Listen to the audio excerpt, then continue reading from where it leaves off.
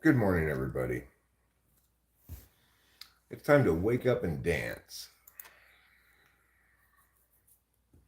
I woke up in kind of a bad mood this morning. I mean, it's not morning, it's afternoon. Nevertheless,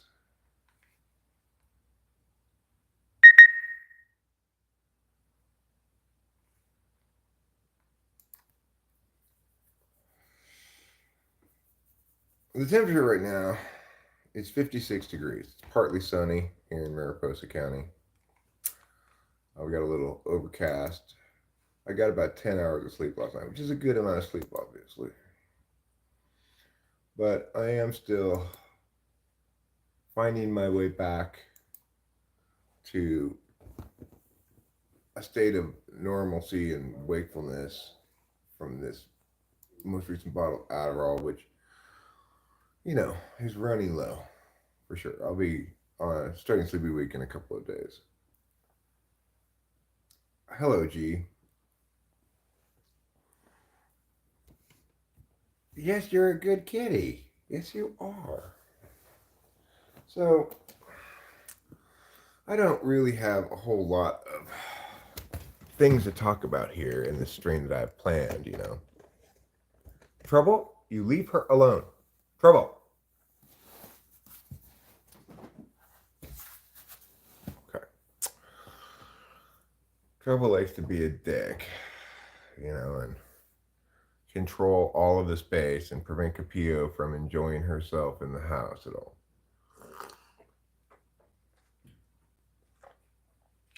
All right.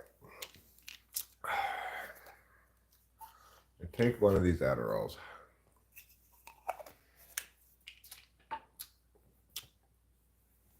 I'll put this on the live chat.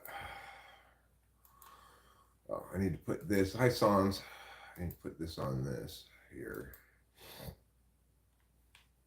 There we go.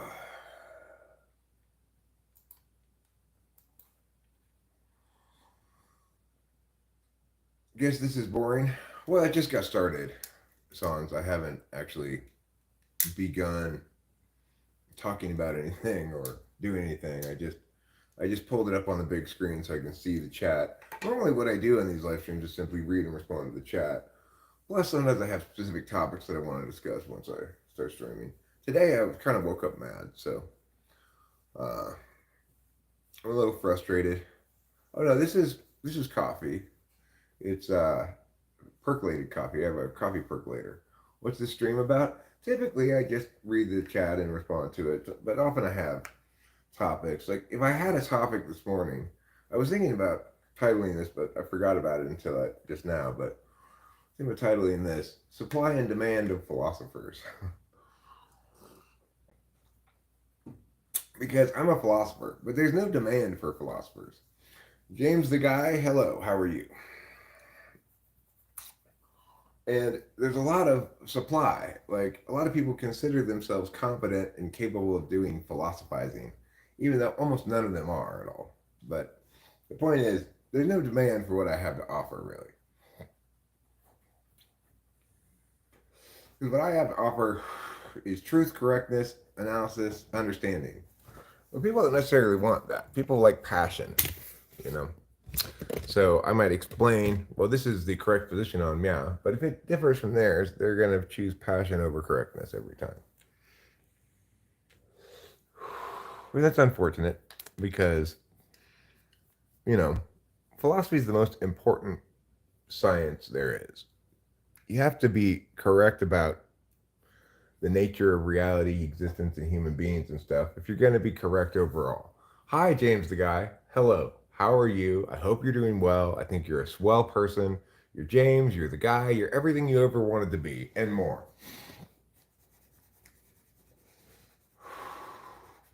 Another Dragneel and 25 others. That's an interesting name. Okay, count to 10 to the doc after an intravenous whatever knockout meows. Chris Langen is the only one correct. Who's Chris Langen? I don't know who that is. is the only correct person in the whole world? Money, money, money, money, money, money, money. I'm correct, okay? It's the only thing I have in life. His CTMU is actually genius. What's CTMU? I don't know what that is.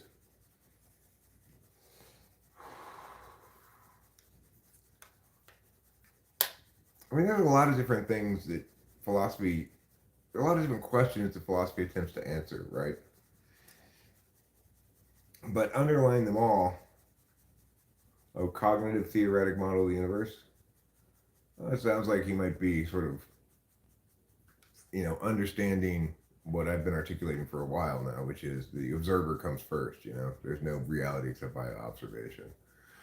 So maybe he independently came up with these ideas, or I don't know. But good for him. I'm glad that someone else is correct about something. I don't know exactly what his theory is, but it's important to remember that that because observers come first, it's not really a model of the universe, right? It's a model of being.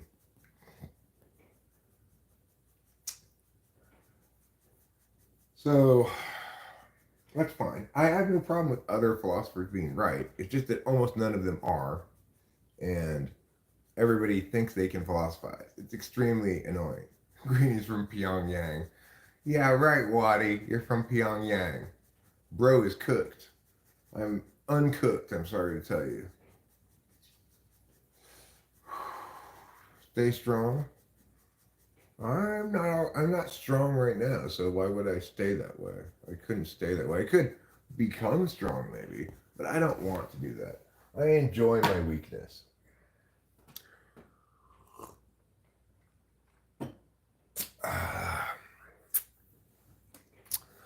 Weakness is a delightful state of being.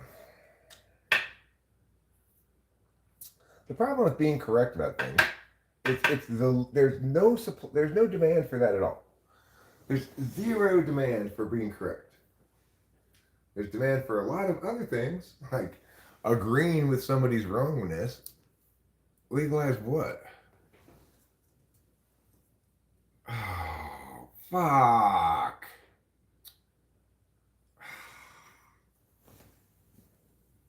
That's fine. Do I have another one of those things?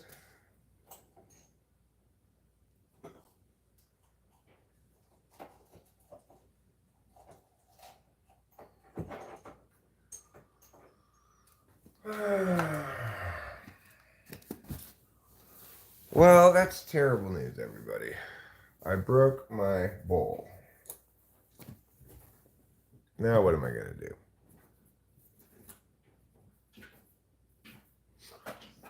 Greetings from Bolivia.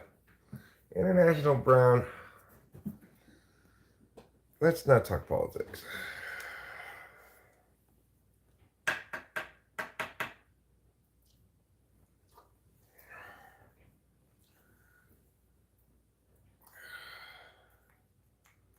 Politics is one of those things where nobody actually talks about politics. The thing to remember is to correctly talk about politics, you can never talk about people.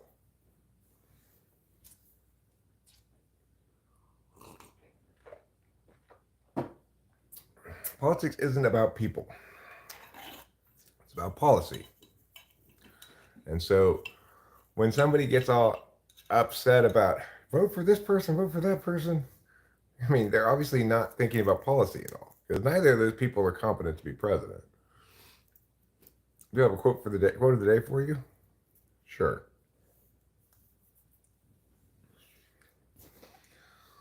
Um,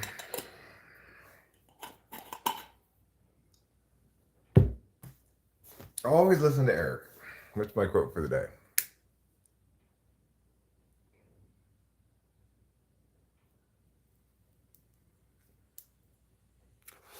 Friday night, says McDonough, you and your boys went out.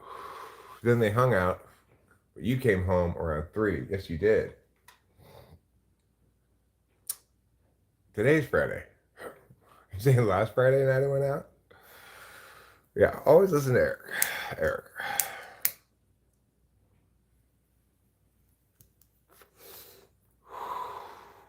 Well, I'm not treating myself badly. I'm treating myself well.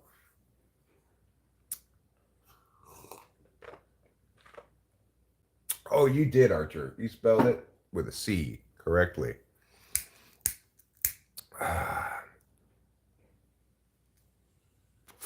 So yesterday was Halloween, but we didn't get any trick or treaters. So we have these bags of candy, but no trick or treaters. We had none. I expected to get one group of trick or treaters. We live in a very small little neighborhood, really back here, kind of isolated from other neighborhoods, you know. So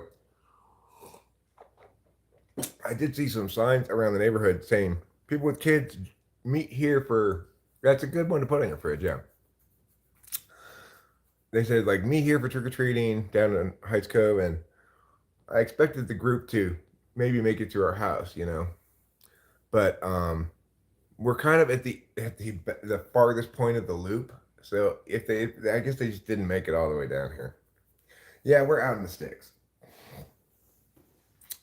which is where I like to be.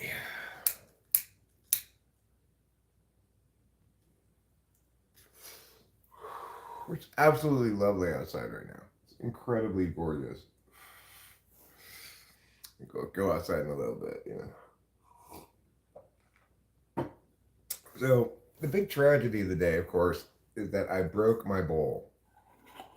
My new quote of the day is "Good friends always back you up."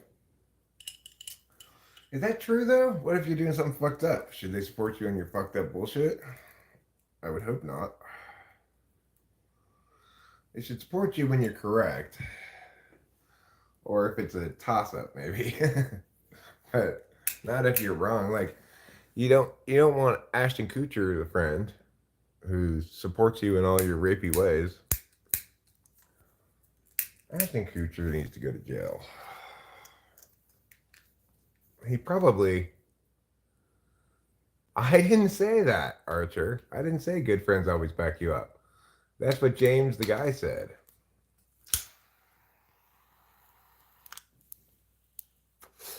Good friends correct you when you're on the wrong path.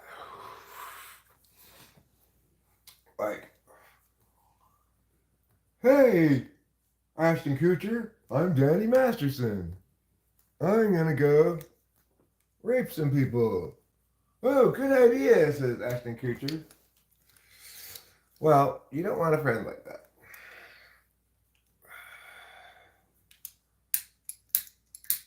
You don't like kids? Well, that's fine.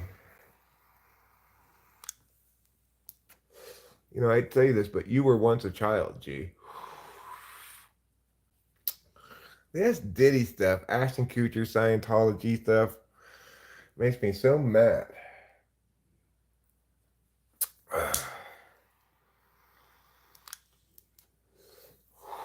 Ever since I started watching AA Ron's channel, Growing Up Scientology,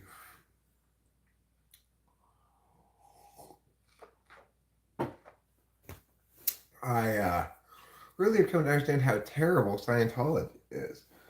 What a horrible cult. Those horrible, horrible people. Yeah, I know, John Travolta. I don't care about his carbon footprint. Okay, people get upset about that. Like he has a jet in at his house and he flies all over the place and whatever. I'm not worried about that stuff.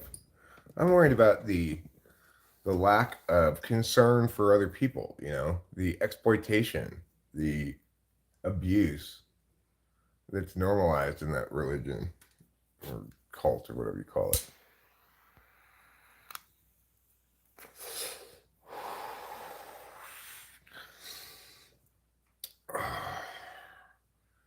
Scientology.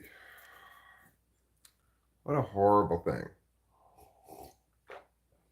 And the thing is, of course, I used to live in Los Angeles and I drove by that Scientology church plenty of times, especially when I was towards the end of my dad's life because his doctor was right down there in Hollywood next to that, near the Scientology building, the big blue Scientology church. I never thought that much of it. I just thought just some kooky, like, anti-psychology people or something. Because, they're against psych drugs. I think they're unnecessary.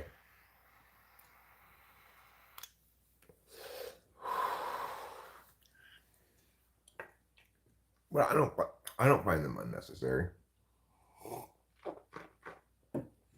I find them very necessary.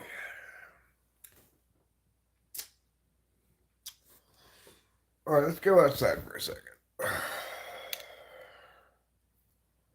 wanted to put you on a pill and a steam bath to cleanse you. Well, don't listen to Scientologists.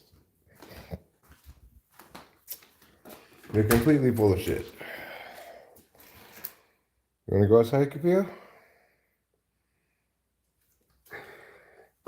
No? I'm going outside.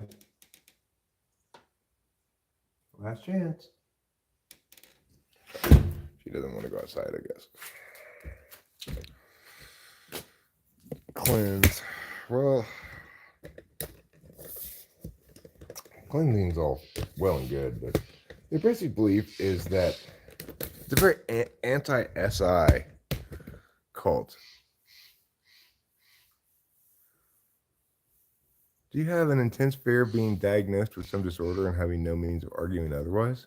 No, I have no fear of that at all. I always have means of arguing. I'm not worried about people being wrong, provided I have the opportunity to speak. I will correct them. Like, doctors don't intimidate me at all. Doctors are intimidated by me, as they should be, because, they're just doctors and I'm me. Doctors, if they were smart, they wouldn't be doctors,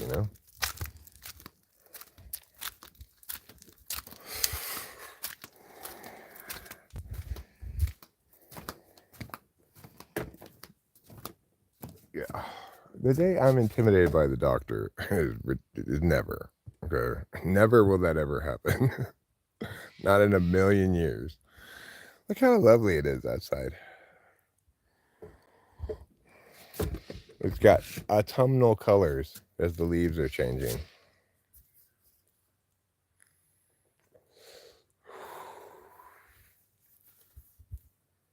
Oh, my main concern is the whole misuse of psychiatry terminology. I mean, yeah, that's true that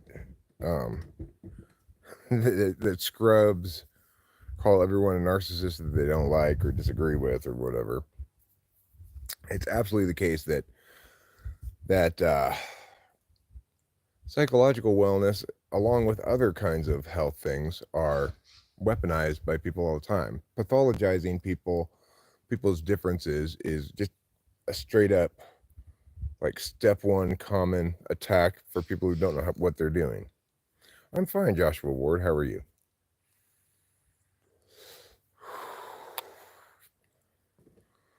Rachel was victimized by something very much like that, but done by medical professionals rather than just regular scrubs. And she was subject to that kind of abuse for a long time until she got with me. And then I was on the phone with her during her meeting with those people as her advocate, and they went from pathologizing her to running around screaming with their fucking heads chopped off in desperate search for some kind of consent form to justify what they were doing. Because fuck those fuckers, Damn right they're going to be scared of me. I will go and make them as scared as they could possibly make them with my cutting words, with my correctness, their wrongness, their irresponsibility, their job, etc. Hi, Toby Gregg. Me and my wife are well. She's sleeping. And I just got up.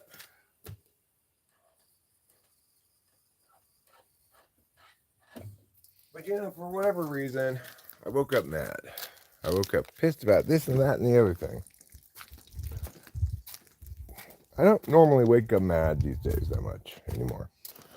I used to wake up mad all the time.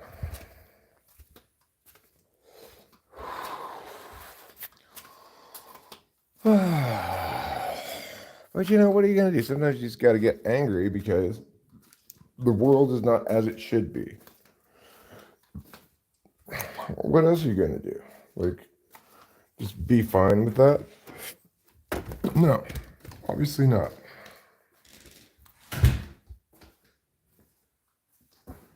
Psychology is for demon people? Okay. I don't know what that means, but it's fine. Yes, I do grow my own weed. I just watered some that's still on the plant. It's, you know, overdue to be harvested, but I just kind of got tired of harvesting. I don't know. Also, it's like, if I leave it on the plant, it'll at least stay fresh a little bit longer. Without my bong operational, I'll just have to look at this corn cob pipe. I need that skating packing. I don't know what that means.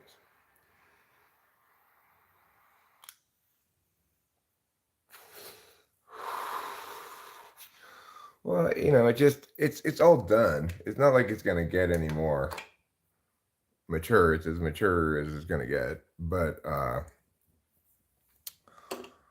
don't know, I just stopped harvesting. It's just the top of the Jack Herrera, which was the biggest plant that produced the most weed. So beats waking up dead. It does beat waking up dead. You're not wrong about that, G. You're not wrong about that.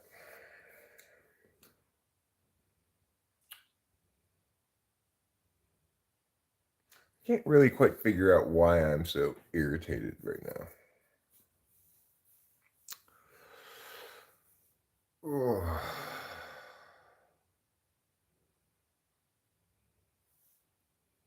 I've been watching this one guy, his YouTube channel. Started watching him last night.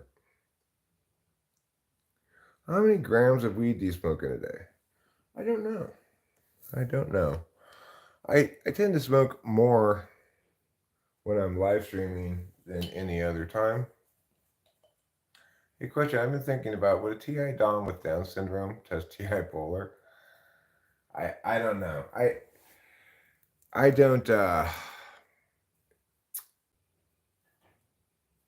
my arguments about typology and attentional manners are, I don't extend any of my claims to people who have abnormal psychology, like either Down syndrome, autism, Fragile X syndrome, various things that end you up in special ed. I don't know. Am I voting? No, I'm not going to vote.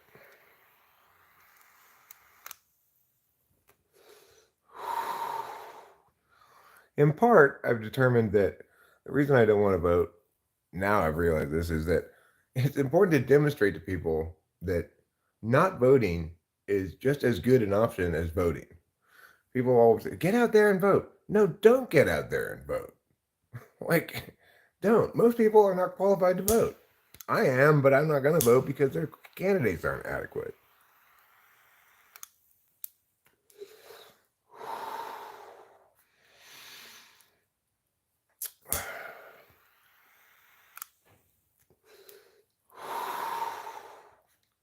I vote for whoever legalizes weed in Tennessee first.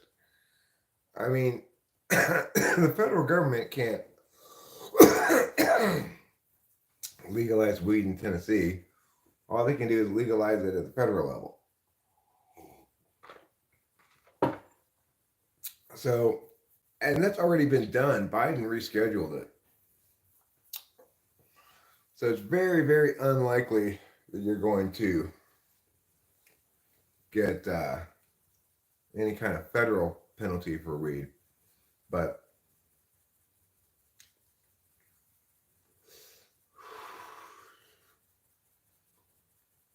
I am in a blue state and a red district in a blue state. That's true. This is not a politics stream. That's why I'm not really talking politics, right? But we're talking about weed legalization as a policy thing. I guess that's we're talking politics proper, not not what people call politics. This isn't about people. It's about the policy, whether or not weed's been rescheduled, stuff like that. That's fine. That's fine. That's actual politics. But people don't like to talk about politics. They like to say, vote for me, or this person's terrible, or this person's good, or whatever. So they're both terrible, but I don't want to talk about that.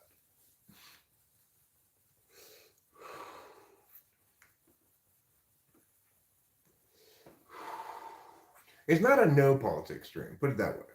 It doesn't say in the title, no politics. It says, wake up and dance.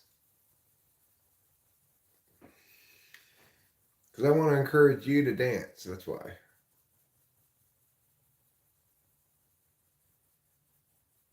We were talking about weed that I get arrested for if I have, but if I buy it from the crackhead Indian stores and it's Delta 1000, it's all good. Well, yeah, I mean, that's a Tennessee law, though, Toby Craig. That's not a federal thing. If you get busted for weed in Tennessee, it's going to be by Tennessee state authorities or, you know, like sheriffs or police departments or whatever. It's not going to be the feds.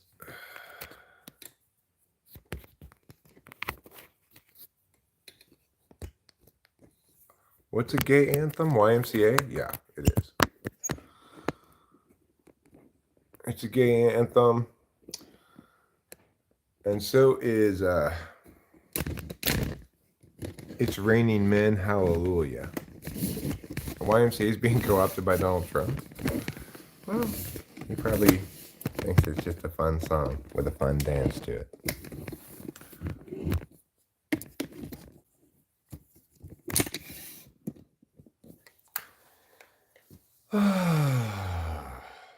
I would expect that California will go Democrat as it usually does, as always does, really.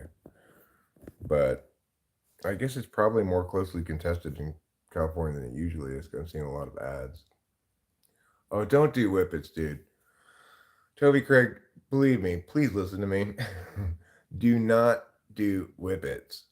I gave myself permanent nerve damage doing whippets, and Rachel gave herself much worse permanent nerve damage doing whippets. They will fuck you up. Don't do them. I know they're fun. I love whippets, but I cannot do them at all anymore because I already have permanent nerve damage on the bottom of my feet.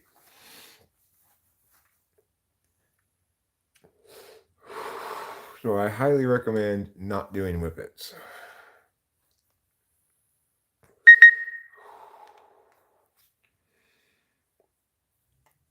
It's one of the harms of making weed illegal, I suppose, is people turn to something else that's a lot worse for them, like whippets.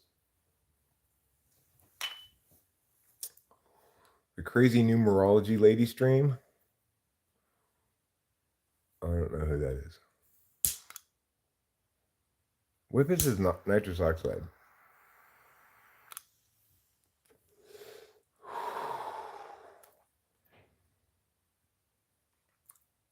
If you are going to do those, you should take a bunch of B vitamins before you do.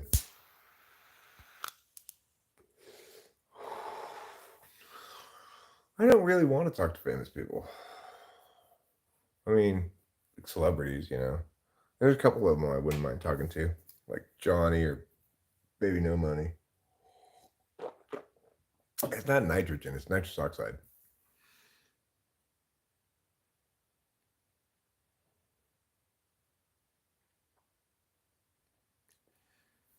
Yeah, it looks like a CO2 cartridge, but it's NO2, nitrous oxide.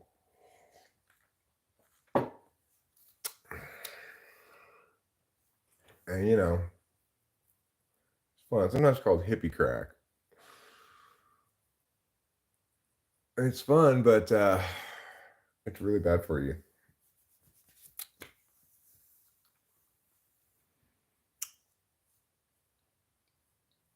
I feel a lot of guilt about that.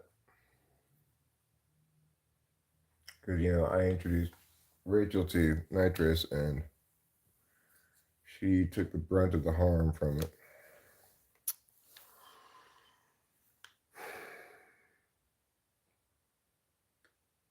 Sad. Makes me really upset at myself.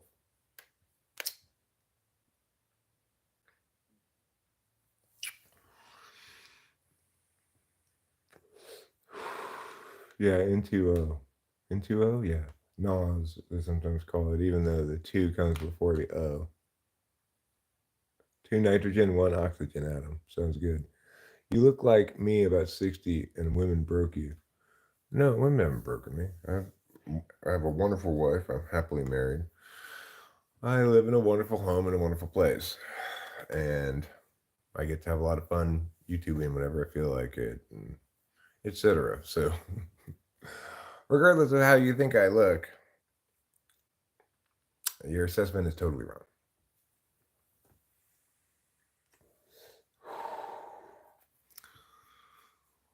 Oh, and also, fuck you. There. You look sad, your eyes. Yeah. I'm so very, very sad. I'm not sad. I did wake up kind of angry this morning. For reasons that aren't exactly clear. Woke up angry at um, a number of different things. I'm drinking coffee. Yeah, you've made your point, T2. Do you have anything else to say? Or are you just here to bore us? I'm going to look just like you in 10 years. I'm perfectly content with that. I'm perfectly content with how I look as well. I have no problem with looking the way I look. I am quite wrinkly. It's the case that I've always had very, like, movable skin and stuff. I don't know what you call that. I don't give a fuck. I'm happily married to a beautiful younger wife, and she's 39, so it's young for me. The Democratic didn't protect you? What does that even mean? T2. What a dumbass you are. Hi, Octavio Silva. It's been quite a while since I've seen you. Blessed Beyond Belief lives in Lake City. Is there a lake there? Um, is that why it's called Lake City?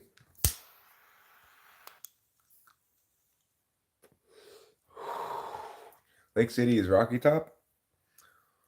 Well, Rocky Top, obviously, when I hear that, I think of University of Tennessee's sports teams. Their band always plays Rocky Top at their sporting events. She can't wait for that insurance policy. I don't have any life insurance.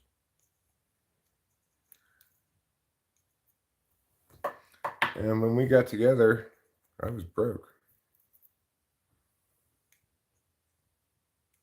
So try again, T2. Try again.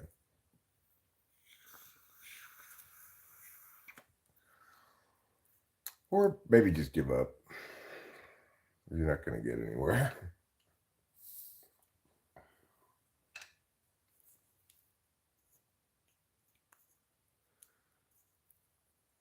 Uh-huh.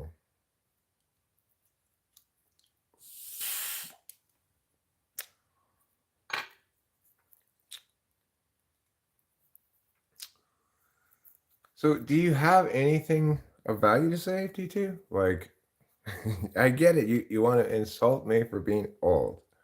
Okay, gotcha. Now, do you have anything else to say? Or is that all? That's your only trick? Yo, brother. Listen, I have encountered this joke of yours many, many times before. If you want to,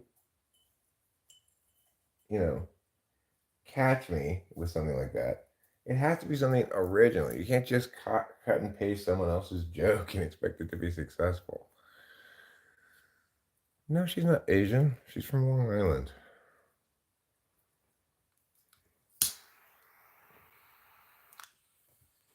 Hi, WS.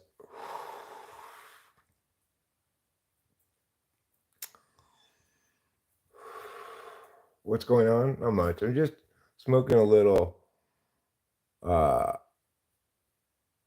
little weed. I'm talking normal and he woke. What do you mean? You're not talking normal at all. Those sentences don't mean anything. That one doesn't, and neither does the one about the Democratic didn't protect you or something. I have no idea what the fuck you're talking about.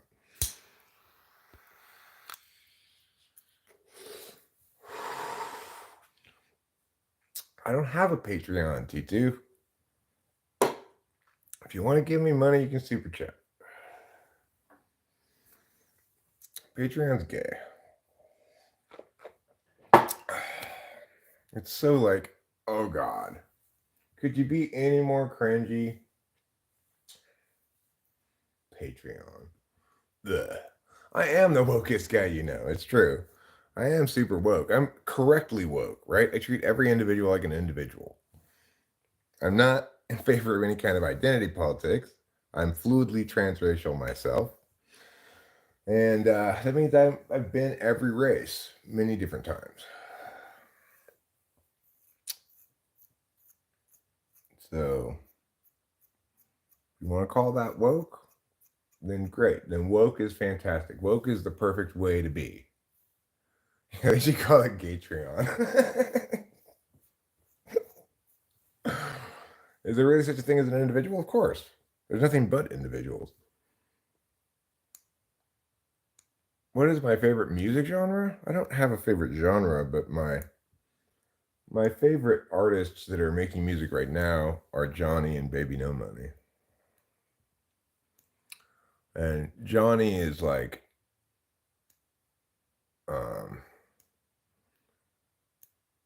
I call it like lover boy pop or something. I don't know. It's like indie rock, I guess. Johnny is. Baby No Money's rap mostly. Baby No Money. It's BBNO $.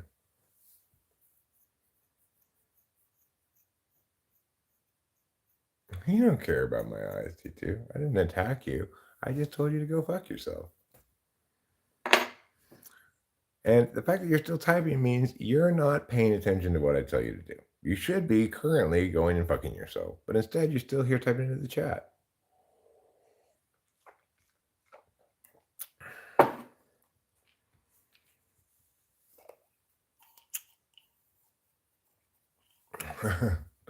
Eric can't be sad. He's F bipolar. I can be sad, but I'm not sad right now.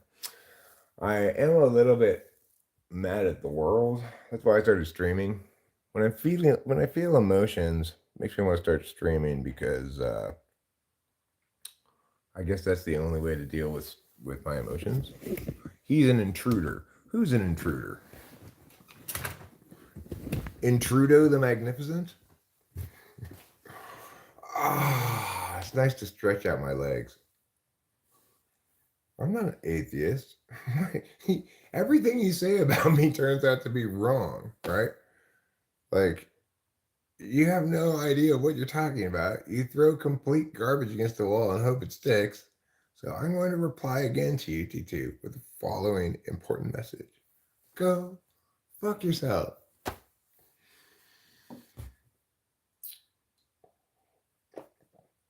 It is cathartic to chat with people on the internet. Not all of them are dummies, right? There are plenty of smart people around here. You stuck to the wall once? T2, can you click like on this video while you're here, says Octavia Silva. I don't think T2's going to like this video. I suspect if T2 does anything, he's going to dislike this video. It is used to think that this ship of Theseus was the ship of feces. Well, it's not. That would be a terrible ship to ride on. You're sad. You sad. Your eyes tell the truth. Okay. Well, what language do my eyes speak? Because last I checked, they spoke the language of love. All right, you guys deserve it. I am now going to afford all of you the opportunity to be healed with my nurturing, accepting, loving, healing gaze. Are you ready?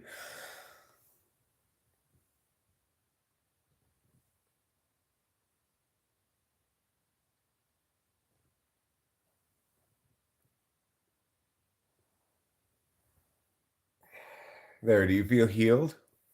Do you feel healed? Yeah, that nurturing, loving, accepting, healing gaze of mine will cure all of your illnesses. Whatever, if you were in a wheelchair a second ago, now try standing up. You could probably walk fine. Your herpes is gone.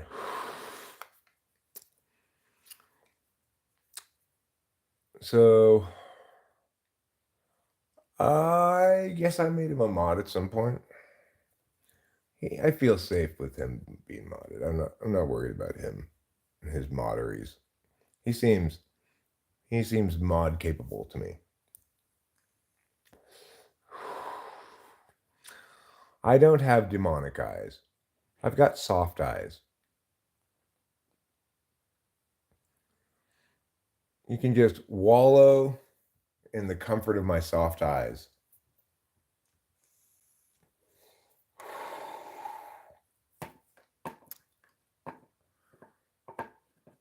How do you like your eyes?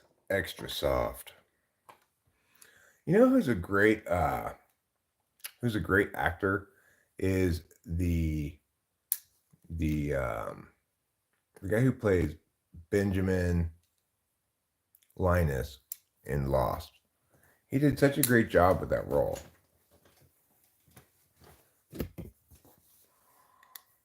Well, Cass, that's an interesting way to introduce yourself.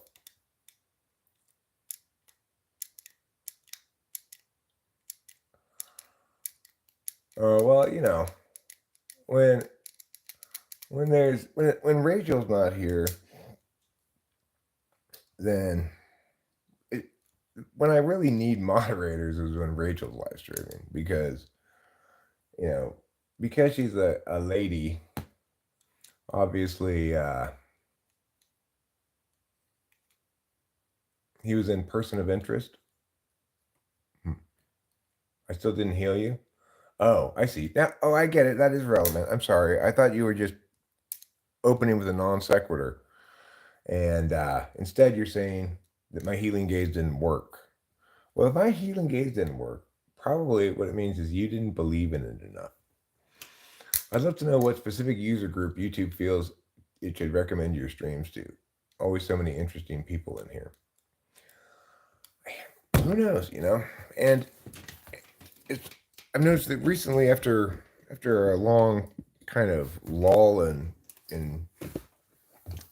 new people coming around, it started to pick up again. Like YouTube directing more people to me than it was the last couple of months or so. Oh, thanks, Cass. Yeah, I'll do my best to heal you. Every part of you, but sometimes I miss a few spots. There are a lot of thirsty dudes on the internet, and the thing is, if you're a woman who live streams, you are going to get a bunch of abuse and a bunch of people hitting on you, like continual stream of those two things. What's POF? I appreciate the sentiment. It seems like I run into the same people all the time. Shot some bacon. I have a steady group of um,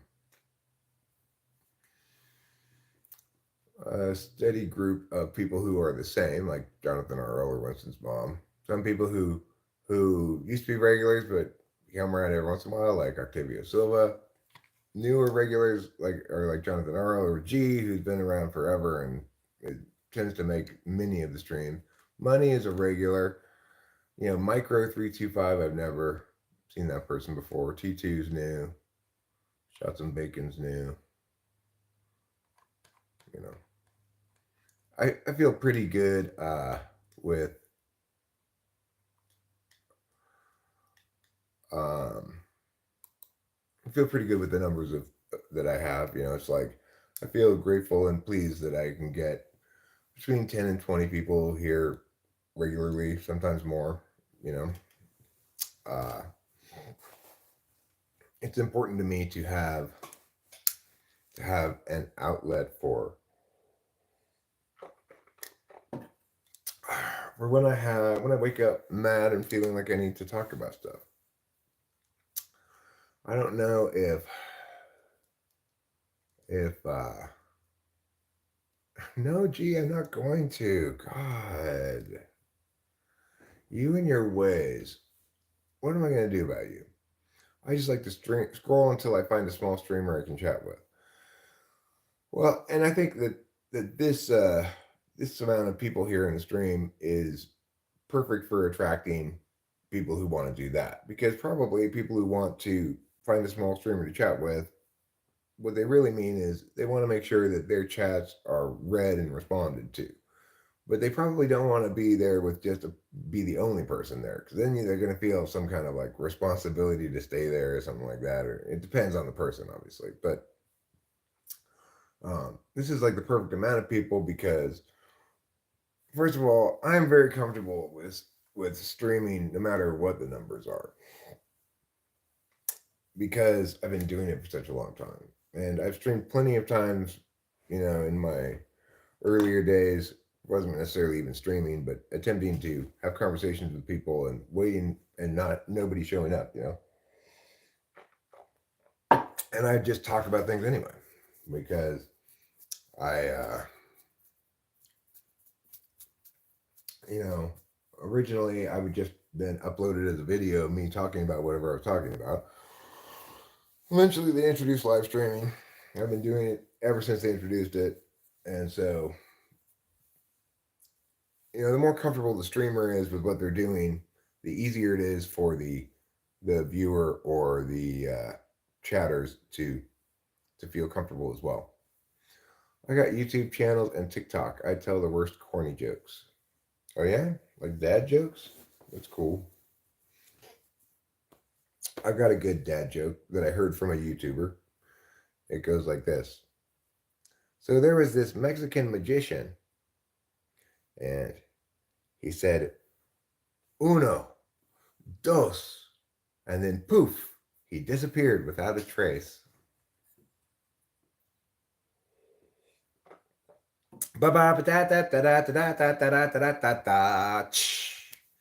She says, I've seen Frank James live streams with 3,000 people there. It's nuts. Nobody gets a question in. Yeah, well, I mean, I guess that's what you. The funny thing is, that's what you would like to accomplish as a streamer. But I do understand that if I had that many people here, I obviously wouldn't be able to respond to all of the chat. I just have to respond to one thing. But I'd have a lot of shit to respond to. We got to get Tree 2 on the horn. Oh, T2 on the horn. What's the horn? How is it like being a slave? I've never been a slave, but I'm assuming it was bad. Milton Berle and Bob Hope jokes. Literally read them from a book. TikTok gives me many views. Really? Huh. Milton Berle and Bob Hope jokes. That's kind of strange. That is a weird thing to do. I don't think Bob Hope wrote very good jokes. I'm not sure about Milton Berle, but I'm pretty sure Bob Hope was not actually funny.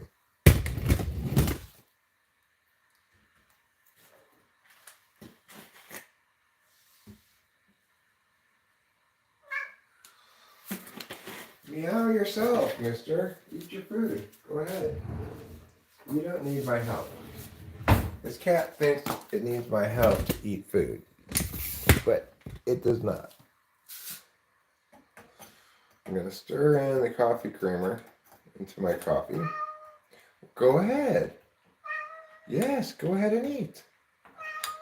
Oh, for fuck's sake. You've got to be kidding me. Just eat, dude.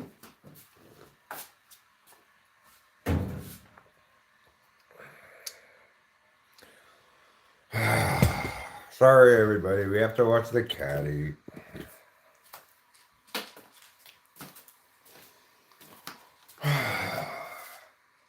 You can see by his tail that he's happy. When a cat does this with their tail, it means they're happy. He's happy because he's got not just me, but all of you watching him eat as well. Oh, yes. Eat your food in happiness. Oh, yes. What a happy kitty. Bend over, loves cats. Our beards will tangle. More of a dog guy. We have two cats. This one was a stray cat that kind of love bombed our family until we had to accept that he was one of us. The other cat, I've had her since she was born. But she was the one kitten we couldn't find a home for. So I kept her.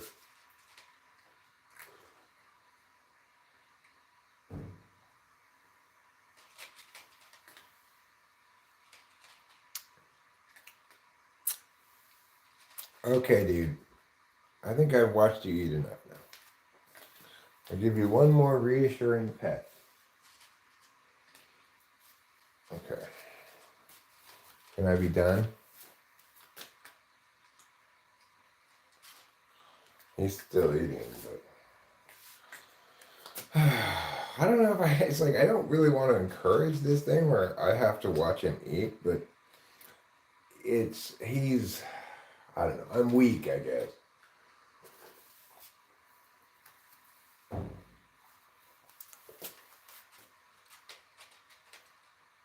Eventually his meows become so powerful that I cannot resist them. As you may have heard, right? Would you be able to resist those meows when he's meowing so forcefully at you? I don't know. I'm not able to.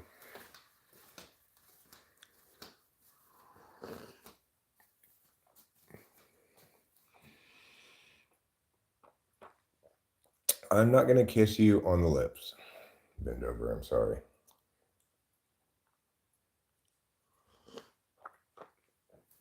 You can keep your lips to yourself, mister. You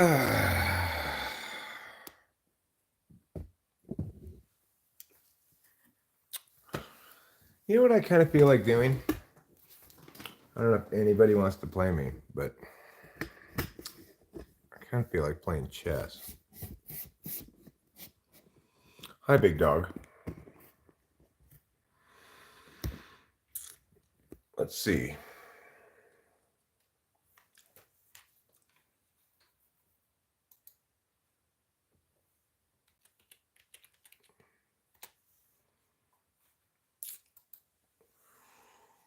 Okay.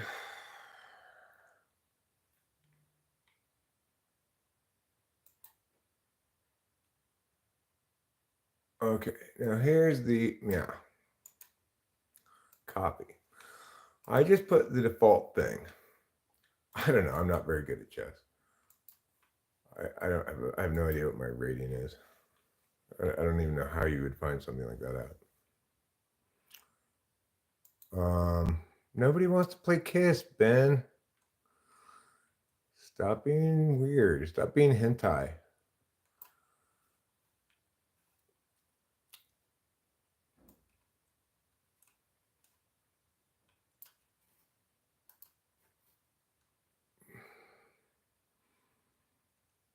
Well, you can play chess with me by clicking that link.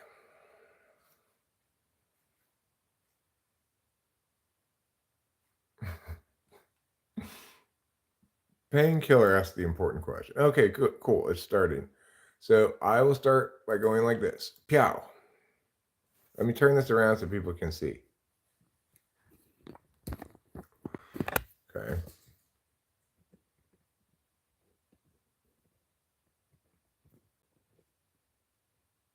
All right. There.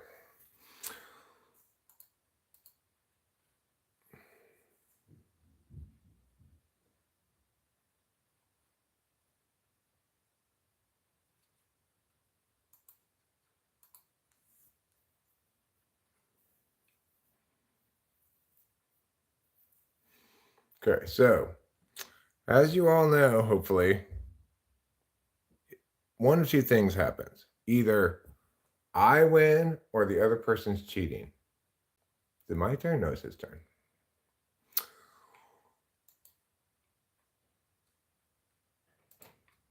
Hmm.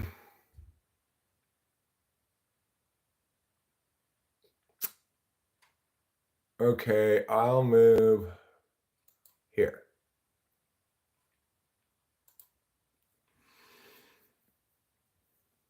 There. So, okay, I'll move there and take that guy. And he's going to take that guy.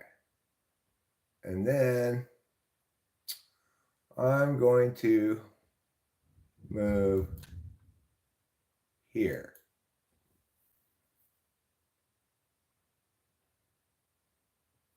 And then maybe he's going to take my guy.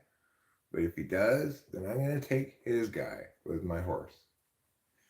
And he'll be like, oh no, you took my horse. Oh, check, huh? Likely story, mister. Likely story. Fine, fine. You can have it your way. I'll go with my bishop. Oh, likely story, mister. Likely story. Now I'll get that guy. Now what are you going to do? You don't even know what you're going to do. Now you're in trouble because my horse is right there, ready to do some damage, ready to kick some ass and take some names.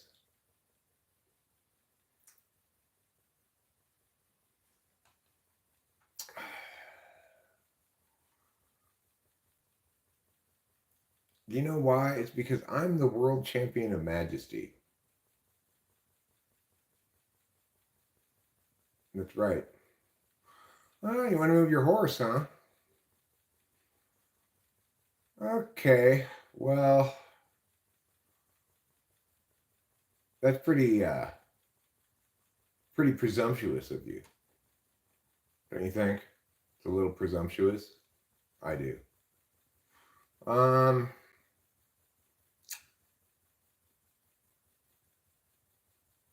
Fine then. I'll go here. Oh, I can't go there? Oh, then I'll be in check. I see. Okay, then. I'll have to go someplace else. I will go here. There. I moved my queen over there. Now he's like, oh no, what am I going to do? You're going to die. That's what you're going to do. That's when he realized he was in trouble. That's when he knew, oh no, Eric's so good at chess. Whatever shall I do? There's nothing you can do. I'm just that good at chess.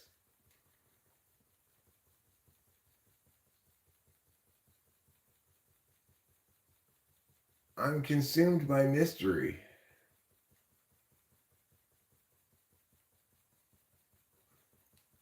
That's what everybody says.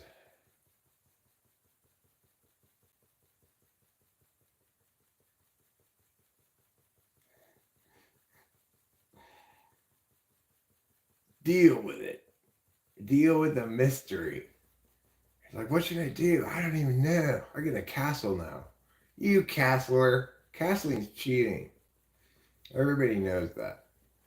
Can you castle to that side? I'm not even sure if you can. Regardless, you cheaty castler. Oh, why must you constantly cheat all the time? Fine. Fine. You know what? Fine. I'm going to go here.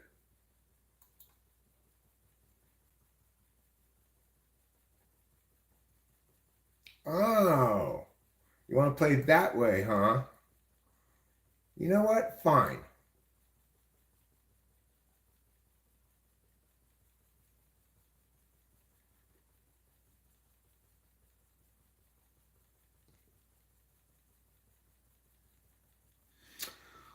You can see how much this guy cheats already, huh?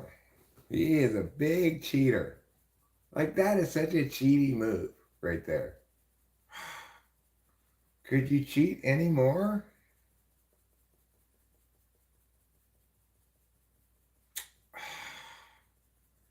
Oh my God. All right. I'm moving there. Take that. How dare you? How dare you? What are you thinking? Big cheater?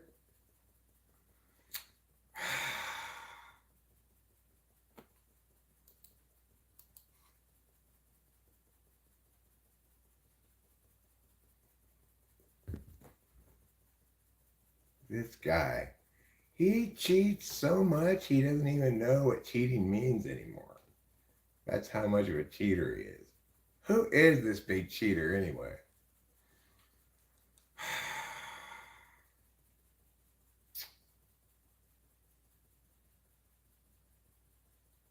Mm,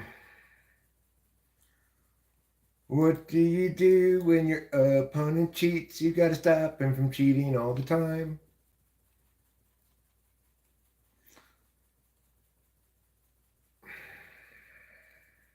This cheater pants is such a cheater pants.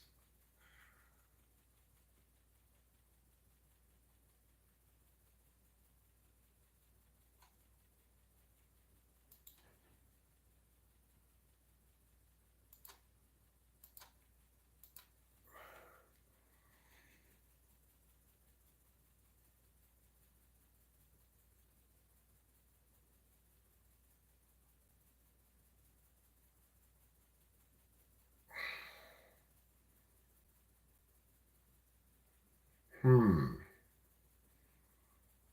So, what should I do about the big cheater?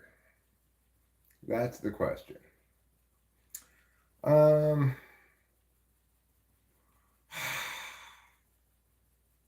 you scoundrel.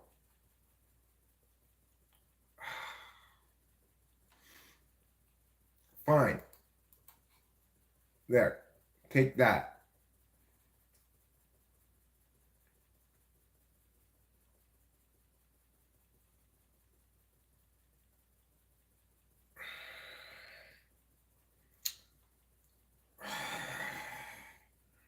Oh my God, will you just stop cheating all the time?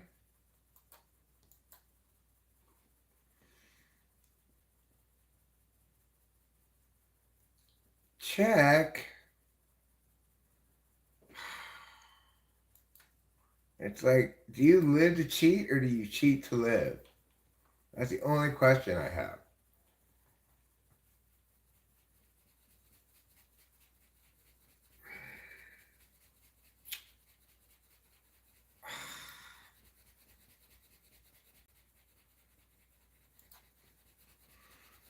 Okay, let's see how cheaty cheater pants cheats this time.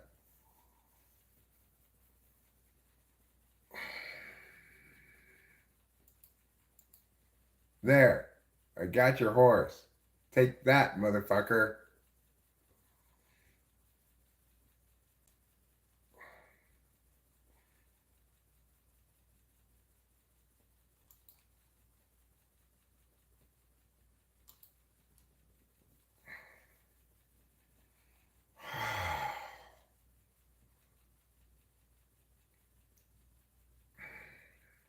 Such a cheater, but cheater pants.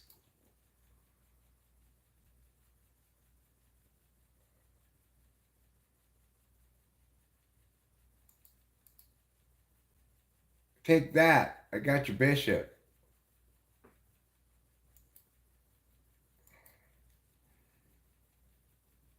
Oh, you motherfucker. Just constantly cheating. I can't believe this cheater is such a cheater. Oh my God.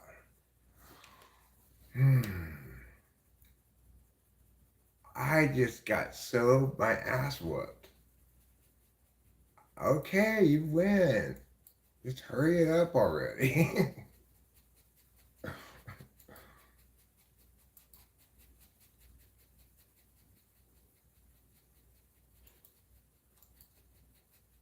Okay, I'm dead now, right? Yeah. Oh, I got my ass whooped. Obviously, I don't actually think my opponent was cheating. I got my ass whooped. Whoever that was, that's good. Good is a good chess player. Uh, you mean like exciting tables? When I say that they're cheating, I'm just joking around. I absolutely don't think he's cheating. I just don't think I'm very good at chess. I never have thought I was very good at chess. Uh, yeah, I have like, is it you want a novel or you want personality type stuff? Which book would you like? So you want fiction or nonfiction? I got two possible books to give you. Which one do you want?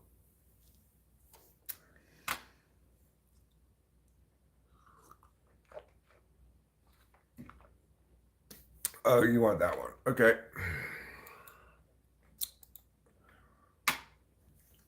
This book's a little old, a little outdated. Some things in it are wrong, but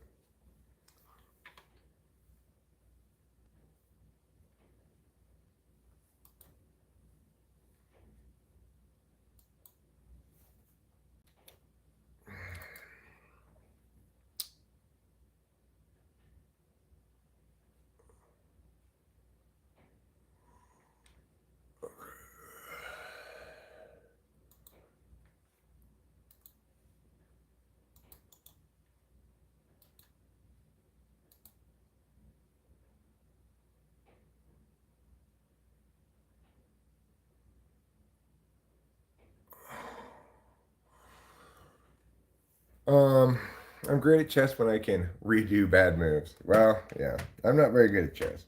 I like to play it though. My dad taught me to play when I was a little kid. I'd play with him periodically, and he'd always beat me. My friend Chris Morrow would always beat me. I'm just really accustomed to losing at chess. Maybe because I play good people. I don't know. When I play somebody who's bad, I probably win. But you know, well, we both stream here. Sometimes she streams, and sometimes I stream. Sometimes it'll start with me streaming, and then I'll hand it off to her. But she only streams when she's on Adderall. It's the only time she wants to stream. She likes it when I stream, and sometimes when she's not on Adderall, she'll watch it from the other room, or she doesn't mind like being here and participating some. But she's only really inspired to stream when she's on Adderall. Who was it that just beat me at chess? She had 99 people here.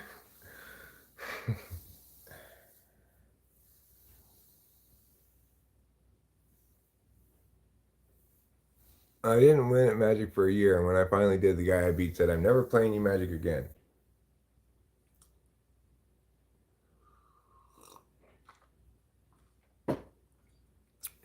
Well, that's cool. Impressive. I never get that many people. Hi, Mason DeBruin. How you doing? I like it when she streams a lot, but I also feel the need to,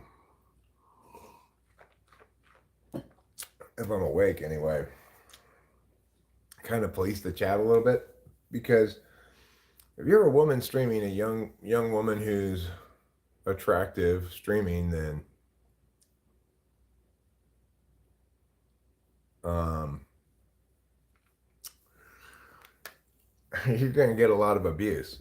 You're gonna get a lot of people who are just like kind of incel woman haters who just come in, and anytime they see a woman streaming, they make attacks on her appearance. I never played Yu-Gi-Oh. I did play Pokemon. Hi, James the guy. You are back. You're back and better than ever. Eric, can you give me advice on how to start doing a project that I want to work on? Um, you just gotta tell yourself, okay, whatever sounds like a very manageable amount of thing to do. I'm just gonna work on this thing for 1 minute now to start, and then I can take a break. If you're having trouble getting started, that's what you got to do.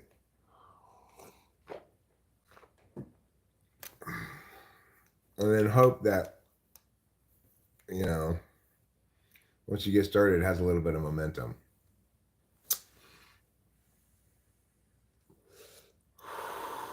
Karmic Debt says back.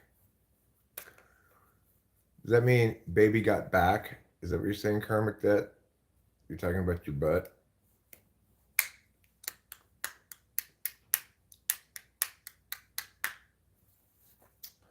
I've got various tasks I need to accomplish as well. You have to animate a 2 minute long video today. How are you animating it? Just kind of illustrate it? What's on your mind? I don't know. I woke up feeling kind of annoyed. And so I started streaming, as I normally do when I'm feeling emotions.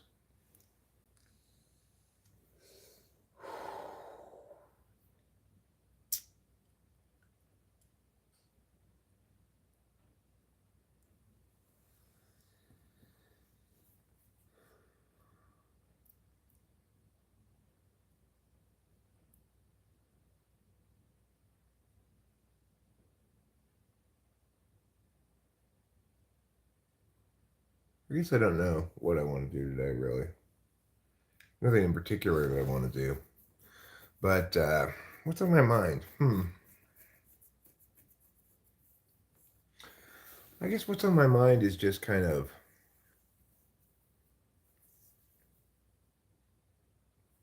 at the moment a lack of enthusiasm for things. Anything in particular? Anyway. Okay, so I can't click any of the links from the stream. The author is Jean Lalonde. What's the title? You can't click the link from the stream? It's the one that I shared with you is just a Google Doc of mine.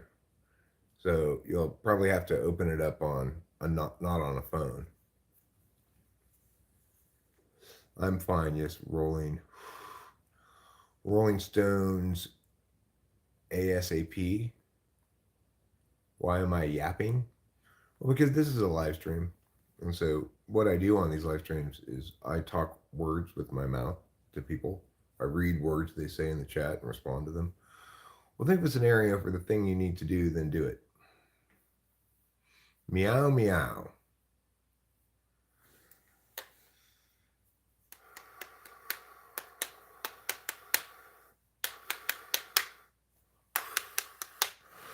So yeah, it's a lack of enthusiasm. I feel a little bit of a hole in my life since I finished Lost.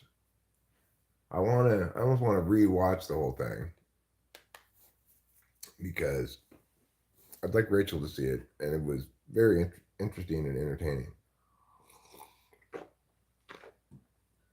I should watch Continuum, huh? Let me Google that. What channel is it on?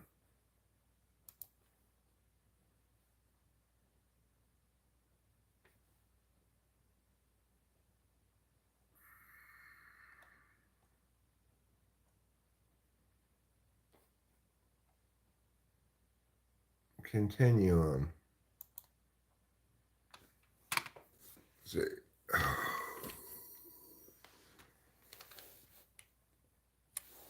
Where can I watch Continuum?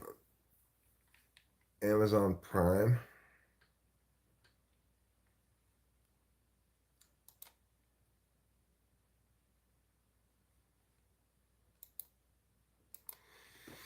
I do have Amazon Prime. I will watch this show. I've got episode 1 queued up right now in another tab, so I will watch it.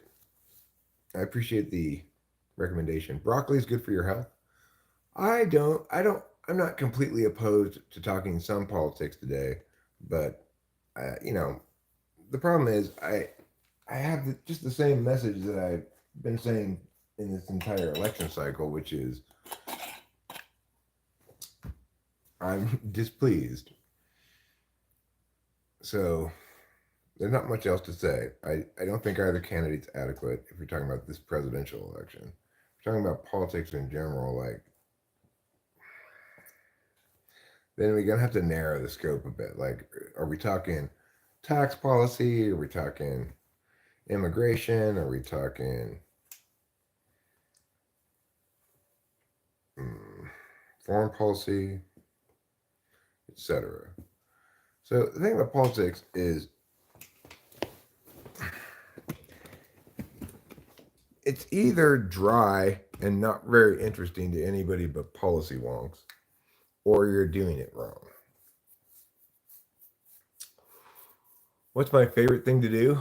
Well, this is probably one of my favorite things to do. Another thing I like to do is play guitar.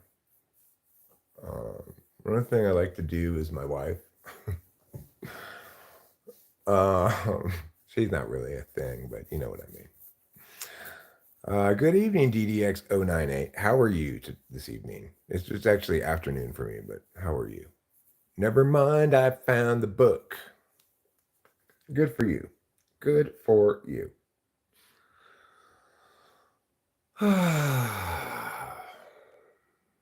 My wife's still asleep, but I'll play guitar.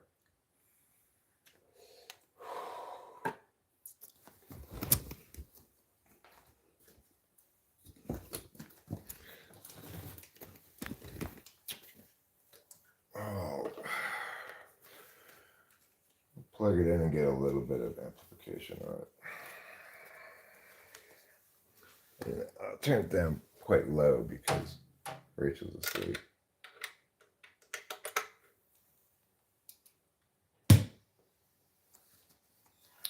Does water bottle have a hole in it? I don't know what that means.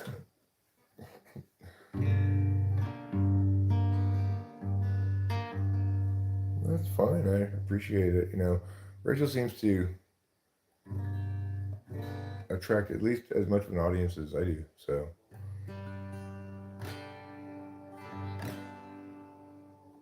let's see.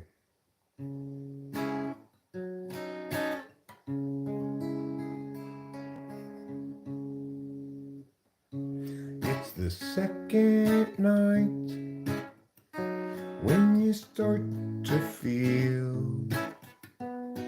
strange and you're wondering if the range is on, sending sparks a soar in the kitchen sky. An actual night. Is there no top to the dark up above the shelves, where she stores the chai above the sleeping forms of vivid mind figurines of Western lonely types? They lie beneath a million running suns. They're rugged and they're done with the actual night. It's the second night when you start to feel strange and you're wondering if the range is on, sending sparks a soar in the kitchen sky. An actual night. Is there no top to the dark up above the shelves, where she stores the chai above the sleeping forms of vivid mind figurines of Western lonely types? They lie beneath a million running suns. They're rugged and they're done with the actual night.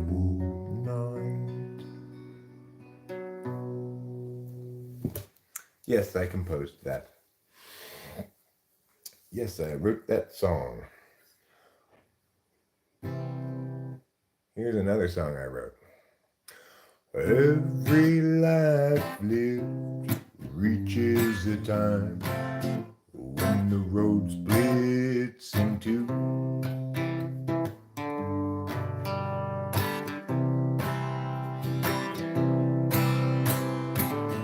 Our lives are times of despair,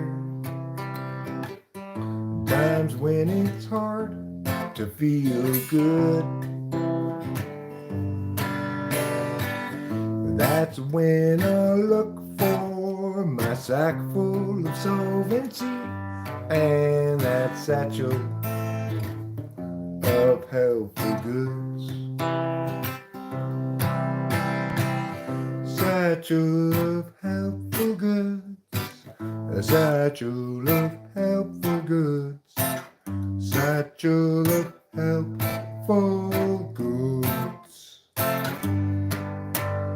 Every life lived reaches a time when the road comes to an end.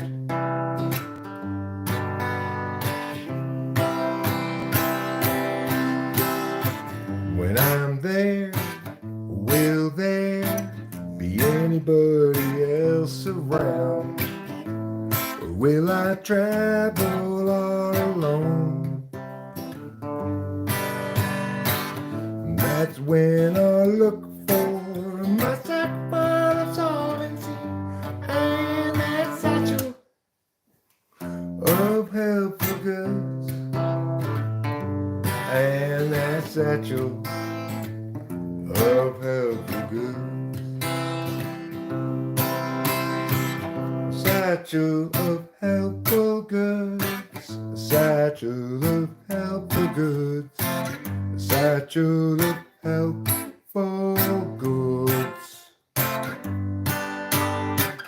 Satchel of helpful goods. Satchel of helpful goods. Satchel of helpful goods.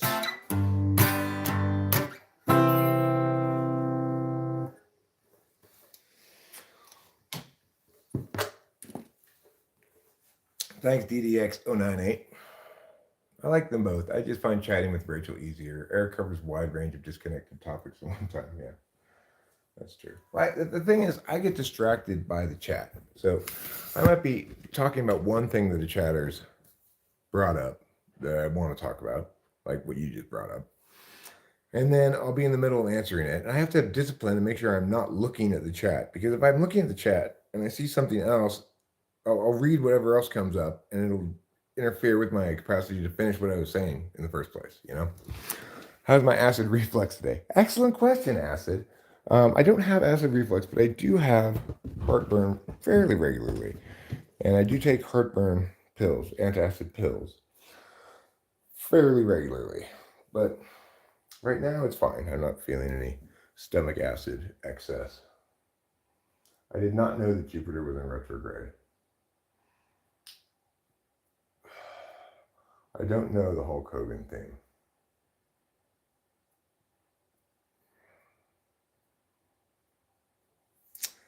So,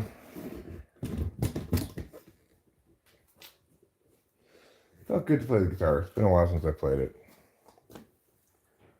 My voice feels good today.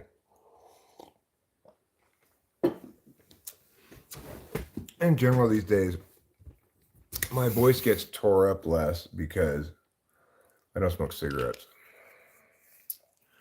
But man, I still want to smoke cigarettes. That's not changed at all. I still dream about cigarettes. Dream about smoking a Marlboro Red.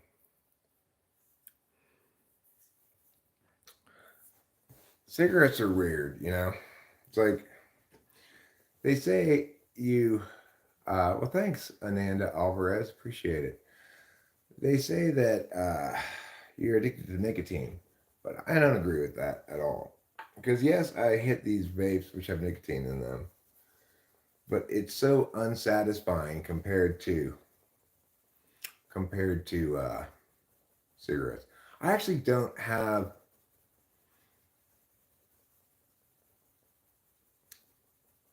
I don't have a published album. I don't have formally published my music. I do have on my YouTube channel a lot of songs that I've recorded, with varying degrees of quality and skill. I'm not necessarily a great producer of music. I can attain a basic level of competency in, recording and mixing things, but uh, what you gonna do when the typomaniacs rain hell on you? I don't know what I'm gonna do. Is a cigarette a salad? Cigarette's not a salad. Cigarette though is it's so satisfying. You go outside, take out a Marlboro Red and smoke a cigarette. It's a whole little event. It's just great. But um, these things, they just they're just not satisfying. I don't know.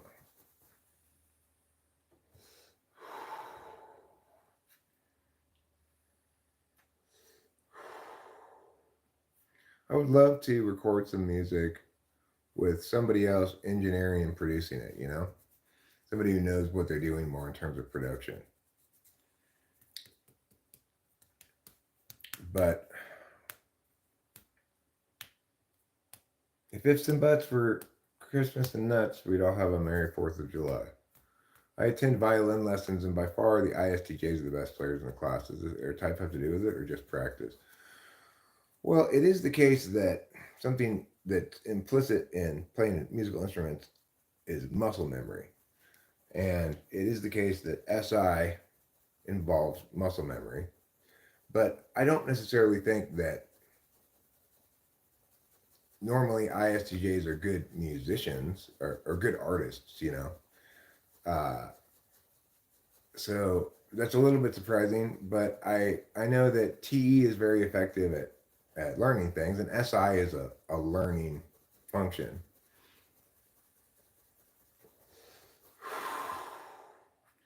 I got bouncy knee syndrome out of the butthole today.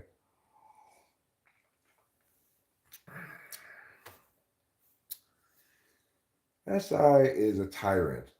For those of you don't have SI in your front stack, you don't understand what a tyrant it is. It's a tyrant in terms of remembering things, like you remember things you don't want to remember, and you're always having these associative memory triggers. And of course, what do you remember best? You remember bad things best, and good things less well. Why did I quit smoking cigarettes? Well, I did say at some point that there were some people who said that vapes were just as bad, but I may have specified. Some people say vapes are more addictive because of that, which I've heard. Well, thanks, Ananda Alvarez. I appreciate your positive regard to uh, my music. Maybe probably Rachel won't feel like it, but she gets up. She sings on a few songs. I'd like her to sing something on every song, but we've been together 5 years, and I I've been making music a lot longer than that. And in those 5 years, I haven't made a shit ton of music actually. I mean, more at the beginning of our relationship, but nowadays I don't even know what I'm doing in life. This is this is one of the problems I have. I feel a little bit lost in terms of what I'm doing right now. I know there are things to do, but it's also the case that I'm at the end of a bottle of Adderall. So give me a couple of days of sleepy week, and I'll be back to accomplishing things. What type makes a great musician? Um, well, I mean, I think INFJs are among the types that are likely to make better music.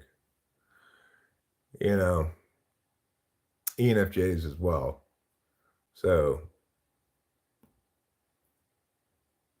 that's an NI thing, not an SI thing, because I'm talking about creating good art, good songwriting or something. That requires intuition up high. I mean, it's not always the case.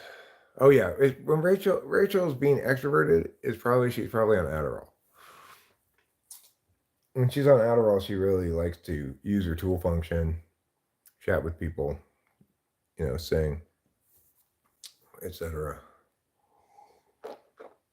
I mean, you can if you're just measuring skill at playing an instrument, your STJs will probably be good at that because like I knew an ESTJ guy who was a guitarist and he learned a bunch of scales and so he had good skills with his instrument if he was asked to play something that required a lot of like finger skills and picking skills and stuff he could do that, but he didn't know how to make good music because he had NI polar. He didn't know how to write music or anything like that. So it's a different set of skills, right? If you're going to be a classical musician and play in an orchestra that reads music and plays exactly these notes as well as you can, then STJs are possible choices for that. In contrast, if you're talking about composition, writing good songs, STJs are not going to be capable of that. If you look at STJ musical artists, it's like Dave Matthews Band is an ESTJ. He's an ESTJ, and you can see the lack of artistic value. It's a failure to recognize that a song is an entity with a specific identity that's discovered rather than created. A good song, anyway. I watched a very interesting YouTube video yesterday called like Superhuman Geniuses. It was, I think, a BBC production, and it reviewed these various savants and prodigies. Like, you know that Rain Man is based on a specific actual guy in that movie, Rain Man? Um, and that specific guy, his abilities are nuts.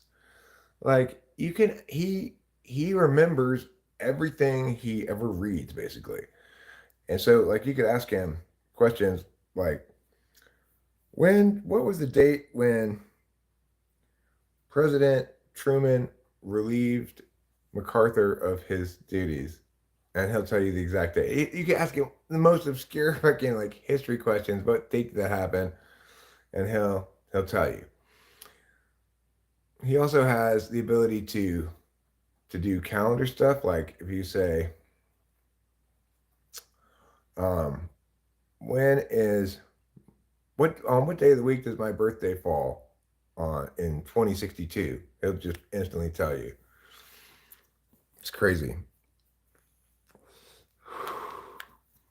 And they also showed um, this child prodigy playing the piano and music, and he was amazing, little kid, But also this teenage girl who, at a young age, said to her parents, like, and her parents weren't religious or anything, but she's like, I'm having visions of God that I need to paint, even though her family wasn't religious at all. And she painted these like amazing paintings, even as a like 8-year-old little kid, that she says were visions that were given to her from God as a little kid growing up in a non-religious family.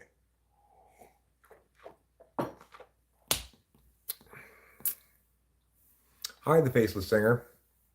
How can I be praying for you? Oh, yeah, I'm fine. You don't need to pray for me. Pray for somebody who needs more prayers, like the victims of horrible Diddy and those horrible Scientologists.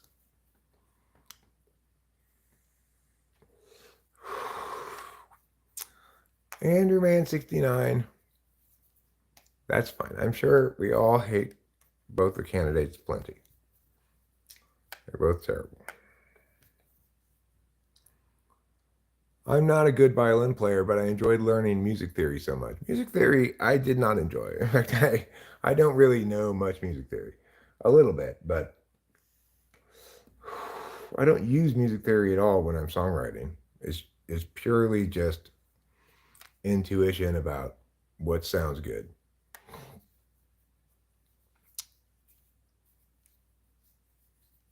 Questions like how many words down, starting on page 555, does the letter A in paragraph 5 occur?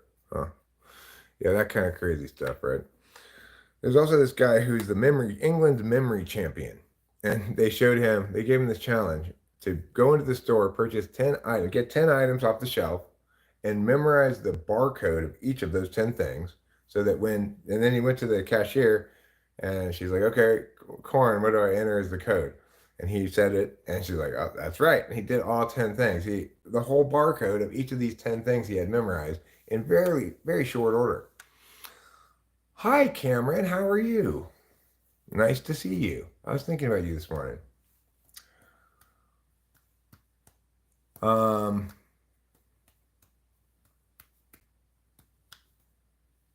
so yeah, I didn't learn a lot of music theory. And in fact, like I think Ruben was telling me that he put in the chords to one of my songs into this like thing that maybe it was some AI and asked like what key it was in, and it said it's hard to say what key it's in. It's in this key or that key. Uh, so I don't know. I'm not. I don't think about those things when I write music at all.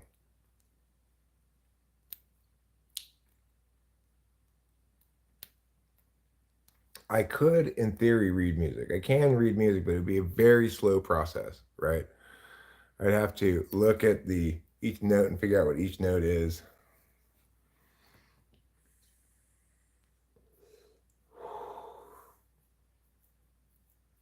I mean, the key of a song, some songs are just in one key. Some songs change key for a certain part. And the key is determined by what the root is. Well, not just by the root, but like the root could be G, you could be in G, you could be in G minor.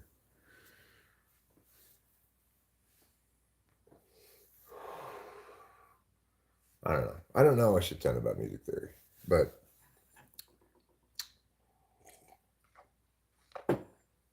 I did take a class of music theory in college. It was difficult enough,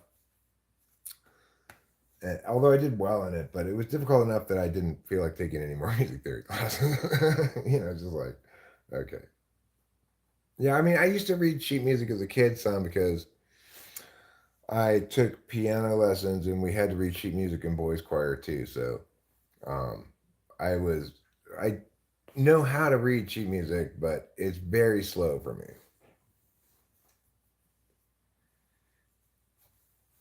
And of course, it's also the case that sheet music is normally associated with piano. My house isn't dirty. What are you talking about? I mean, it's a little messy at the moment. Like we've got this Halloween candy here. I've got a jacket and a pair of overalls over there. My house isn't dirty. See? It's nice and clean. I mean, it's a little messy. It's a little lived in. The kitchen looks okay. You're Drake. Okay, well, you're kind of a shitbag, Drake. You own this old man? How do you own me? Just because I showed you my house. You said it was dirty, I proved you wrong. Does that mean you own me? That's a strange conclusion to draw.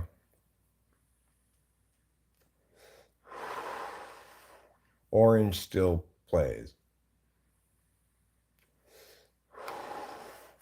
Piano is the mother instrument. Yeah. I mean, piano is the best instrument for sheet music, for composition in a lot of ways, but I just write on the guitar. I do always read your comments, but I also read everybody else's comments. So I'm not sure what you think that means. That's what I do. I read Orange Still Plays, say, I'm Drake. I responded to it. I said, well, then you're a shitbag if you're Drake, because Drake's a bit of a shitbag. Jason Kerr says, did you know Mozart composed his first piece of music in 1761 at age 5, age 6? Yeah, I did know he was a prodigy. Talk about perhaps going to law school. Law school is a better thing to do than most school because you have to go to law school before you take the bar, I think, usually. So, if you want to be a lawyer, go to law school. And the nice thing about being a lawyer is you could always get like a public job as a public defender,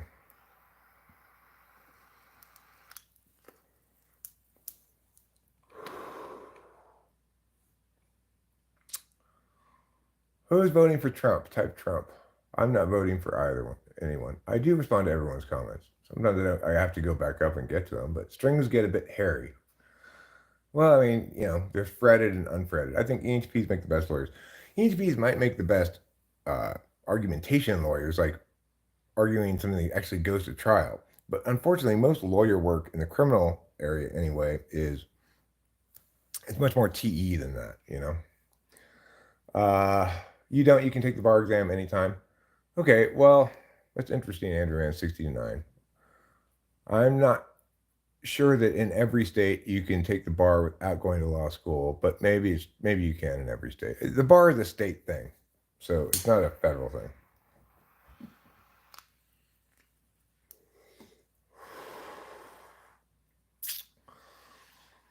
Jesus, I'd vote for him if I could. Andrew Man 69 says, you're not voting. Of course you're not. You're a worthless human being. Okay, thanks, Andrew Man 69. Of course, I have the right to vote, which means I have the right not to vote. I'm exercising my right just like anybody who votes is.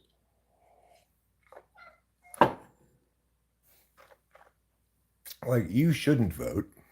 You're not qualified to vote, but you're going to vote anyway.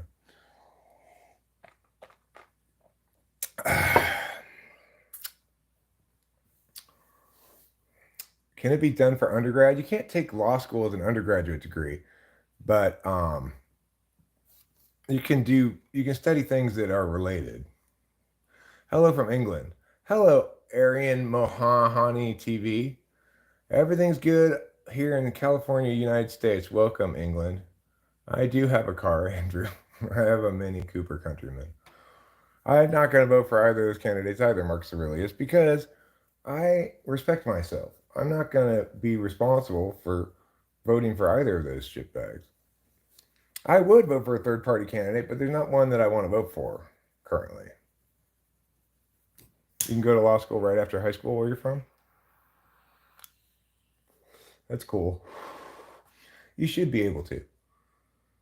Yeah, unqualified people can vote. I'm not saying they shouldn't be allowed to vote. I'm saying it would be better if they didn't. I mean, it is a car, it's a 4-door Mini Cooper, stick shift. It's quite roomy, actually.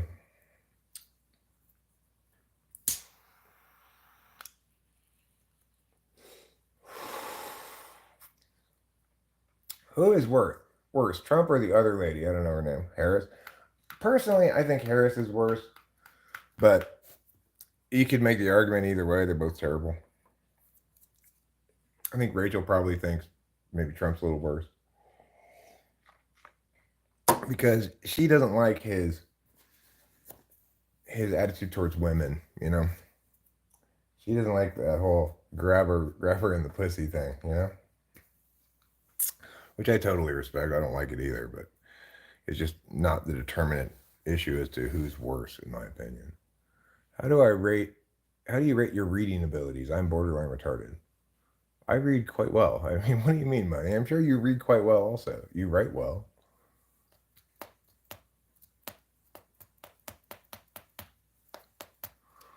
Well, gee, we're not women, so we're not maybe as offended by that as women will be. Oh, you could definitely make the argument. We're not talking about who's a better person. We're talking about which is going to be a worse president. They're both going to be terrible. I think personally Harris is worse, but and I was expecting to discover after Biden dropped out that finally we had a sane person, decent person running for president. No, Harris is fucking complete garbage.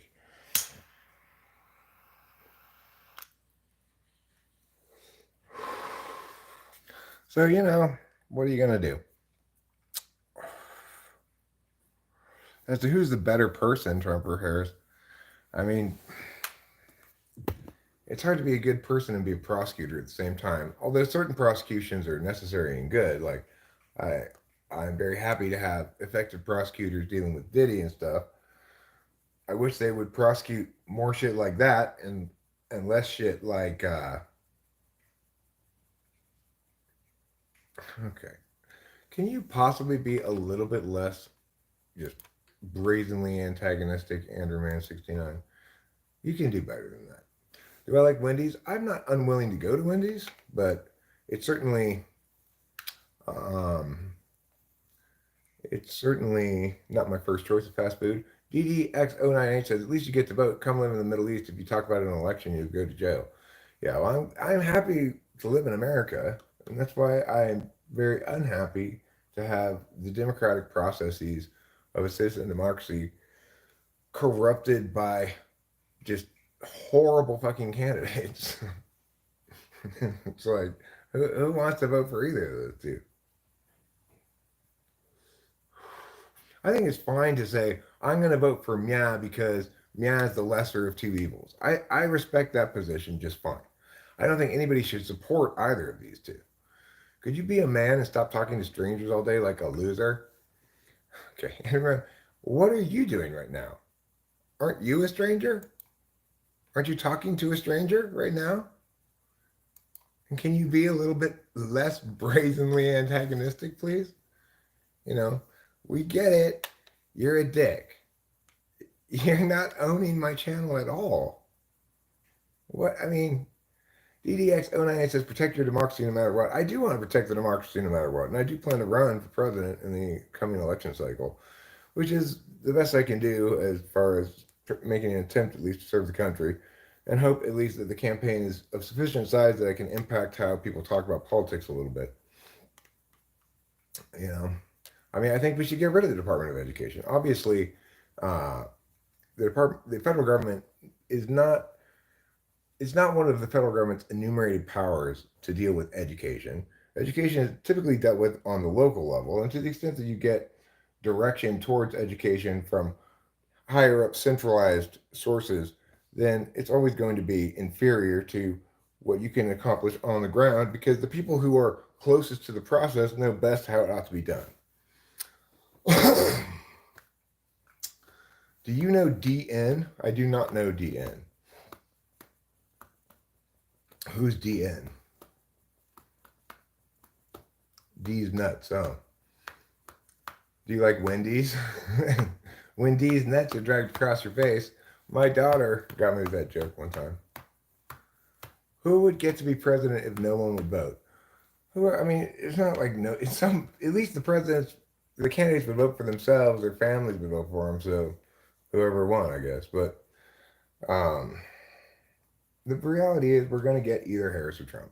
Have you had any thoughts about how you would rework education? I would not rework it. I would get rid of the centralization, right? The standardization. I would, but the thing is, it's not a federal matter. As president, it would not be up to me. But as having the bully pulpit, what I would explain to everybody is education needs to be individuated to the student. We need to stop trying to compel people who aren't any good at MIA to learn MIA. We need to allow people to learn what they're good at and what they're passionate about and focus on that to the exclusion of other things, even as children. And we need to understand that the current education system is basically youth prison camp. We don't treat any other members of society like that, forcing them to be around people they don't want to be around, doing things they don't want to do for no compensation. It's insane. Okay, Daniel, stop.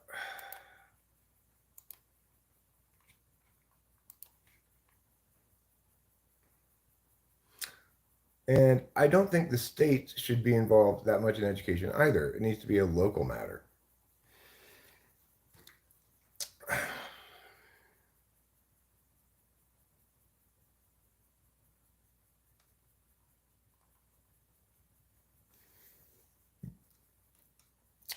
If I were to advocate a specific policy change, it would be like school vouchers.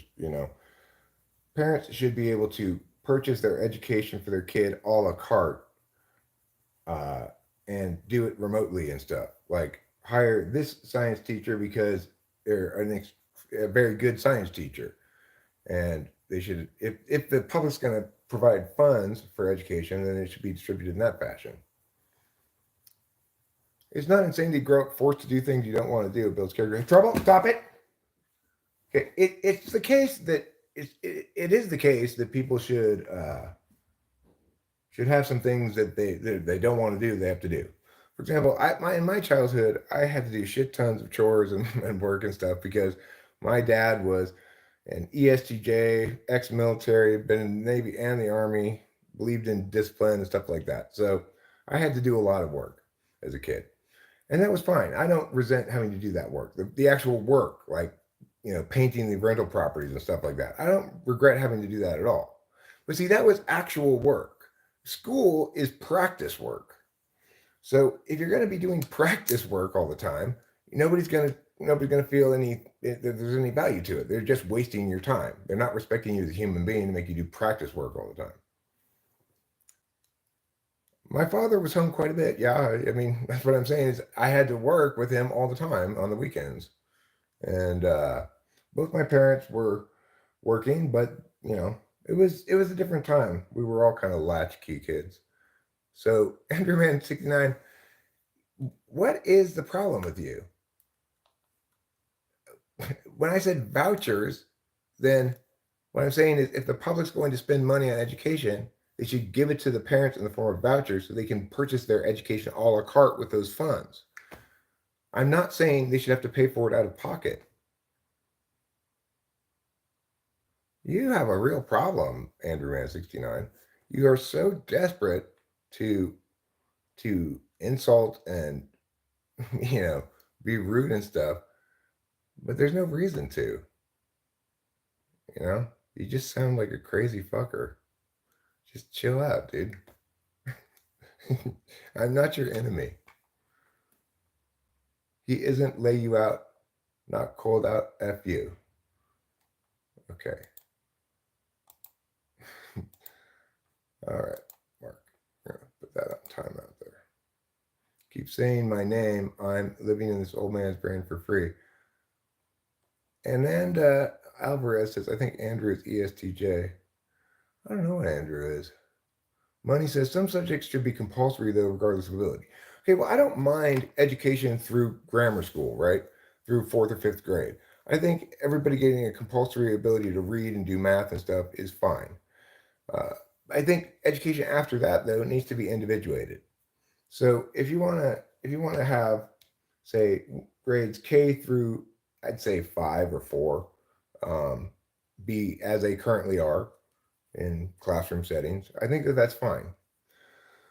It helps the kids to socialize, to learn socialization. It helps them to make some friends that they can maybe continue to hang out with after they go on to individuated education. But it's just the current system for education in the middle school and high school level is definitely deprecated. There's no reason to have that setup where you've got classrooms with a teacher in it and students coming in who have to sit there for a certain amount of time and learn this thing and that thing. It's just a very inefficient way to educate, for one thing.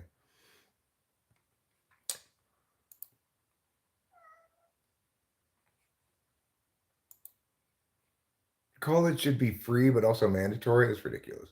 This guy is definitely oh my god. Andrew, man, the thing is, if you make counterfactual statements, defamatory statements about me, I will time you out and eventually hide you. And you should be careful about that. Because obviously I'm not going to litigate. I'm not a litigatory person. But when you defame people with counterfactual statements like that, then you are subject to being sued for defamation. it is contrafactual, your claim. So I'm not I'm not that, and I'm not registered as anything like that. Okay? So because you're lying and it's defamatory, you are subject to civil liability. I'm obviously not going to pursue that, but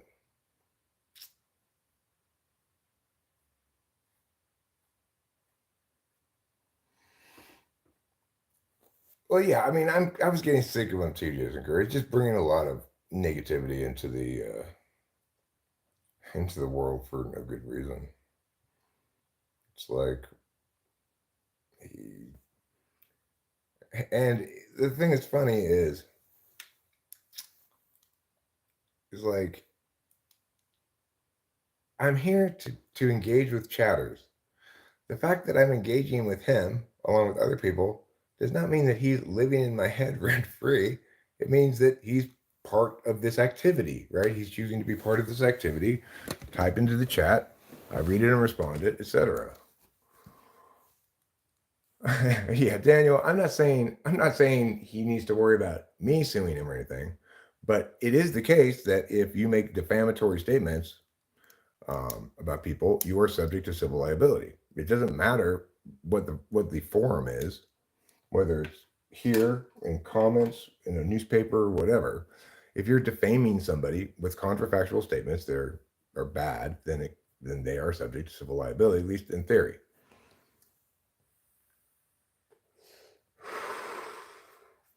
So, regardless of whether it would in practice ever be done, what I'm saying is correct. You typed me as an ISTJ, but could I do that? I don't know. I mean, people are much more polite in real life than they are online.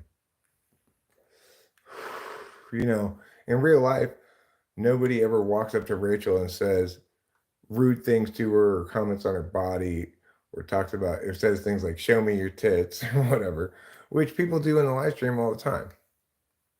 So obviously people behave much differently in real life. Those who behave most badly in a live stream are most likely to be anonymous, you know.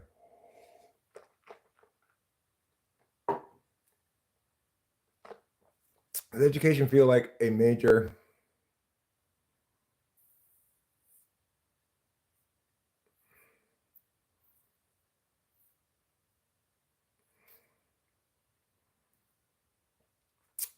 when I was getting education, it was there wasn't the internet, right? So there wasn't video conferencing, all that stuff. It kind of made sense to educate people the way they did, I guess. I don't feel like my college education was a good use of time, but it also wasn't a complete waste.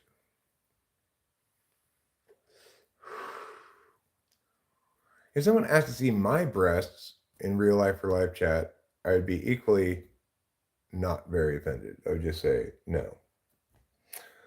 If they asked to see Rachel's tits in real life, I'd be much more offended.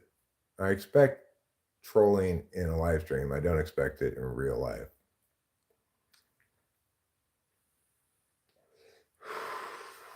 Well, money, I didn't feel like I was around very smart people in college. Uh, I just, of course, I was in a dumb major, right? I majored in the language I already spoke. No, not at all, Marcus Aurelius. I don't think of you as a troll at all. I do not know what that means, Chris LP. I did drunk ones to girl because I thought the group was laughing about me, it. I don't know what that means.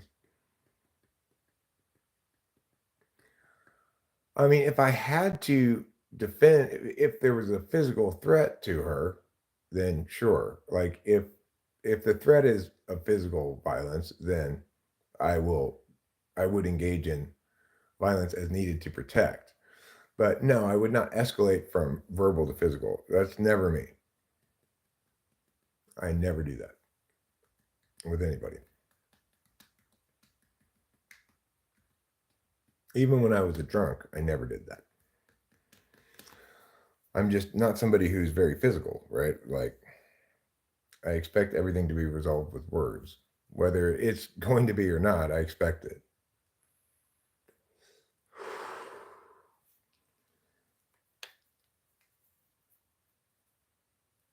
But yeah, well, just as just as I am very much disinclined towards that kind of physical engagement because it's native to my attentional stack to talk, use meaning based stuff. So too is it native to some stacks to not use meaning and to, you know, punch somebody in the face.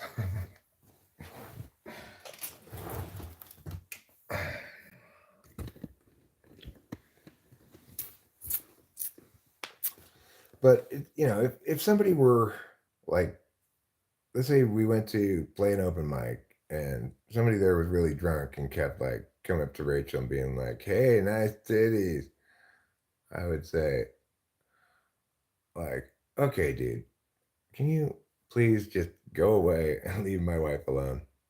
I think I would be pretty calm about it initially. If it persisted for a long time, um, you know, I might talk to somebody who works there and ask them to ask him to leave. Or I might just leave. We might just leave ourselves. I don't know. I don't know what I do. It's so inconceivable that that would even happen. The worst I can imagine happening is like we went someplace and somebody tries hitting on Rachel because they don't realize she's married or something, or they don't care. But I know Rachel, which she would just be like, "I'm married," so if that doesn't shut it down, then you know I would get between her and the person. Just be like, switch seats with me, Rachel, or something. If they were sitting next to her, I don't know what I'd do, but it certainly wouldn't get physical. I'm not. Yeah, I appreciate that as well, Winston Small. I appreciate the fact that when people come in and say, "Hey, sweetheart," or "Hey, beautiful," she says, "Please call me Rachel."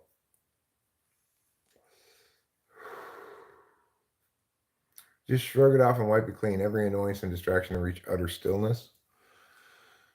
It is the case that I wish I had complete control over my emotions. That I never got uh, agitated by attempts to agitate me.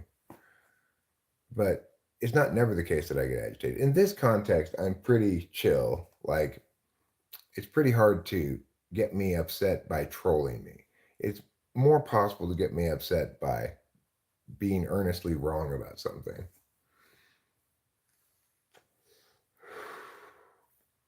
But in other contexts, or in any context really, if I'm taken by surprise enough, then I can have my, adrenaline pumping, my emotions in control of me before I have a chance to consciously like make determinations about the situation, evaluate it and stuff. I agree it's best to not react in a lot of contexts, Marcus Aurelius. But what I'm saying is if I'm caught by surprise, if I'm not conflict, if I'm expecting a conflict free engagement of some sort, and somebody comes at me unexpected, then because I haven't prepared in advance not to be reactive, I'm likely to react.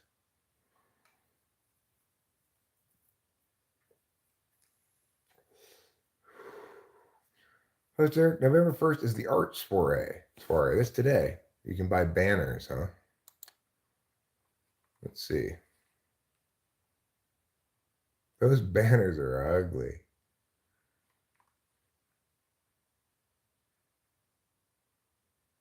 Oh, this is Eastern Madera County. Winston's mom. We don't go to Madera County.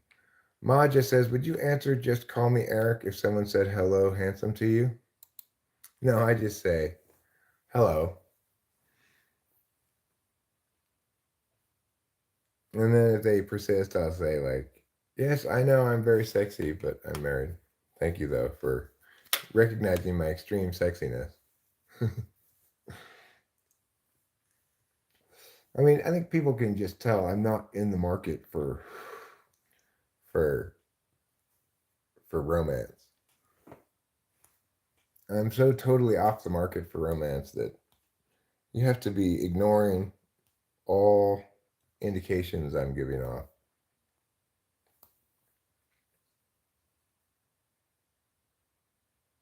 I don't know if not reacting is the best approach. Well, I think not reacting emotionally is the best approach to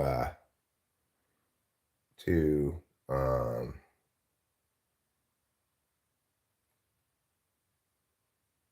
to like tense, conflicty situations.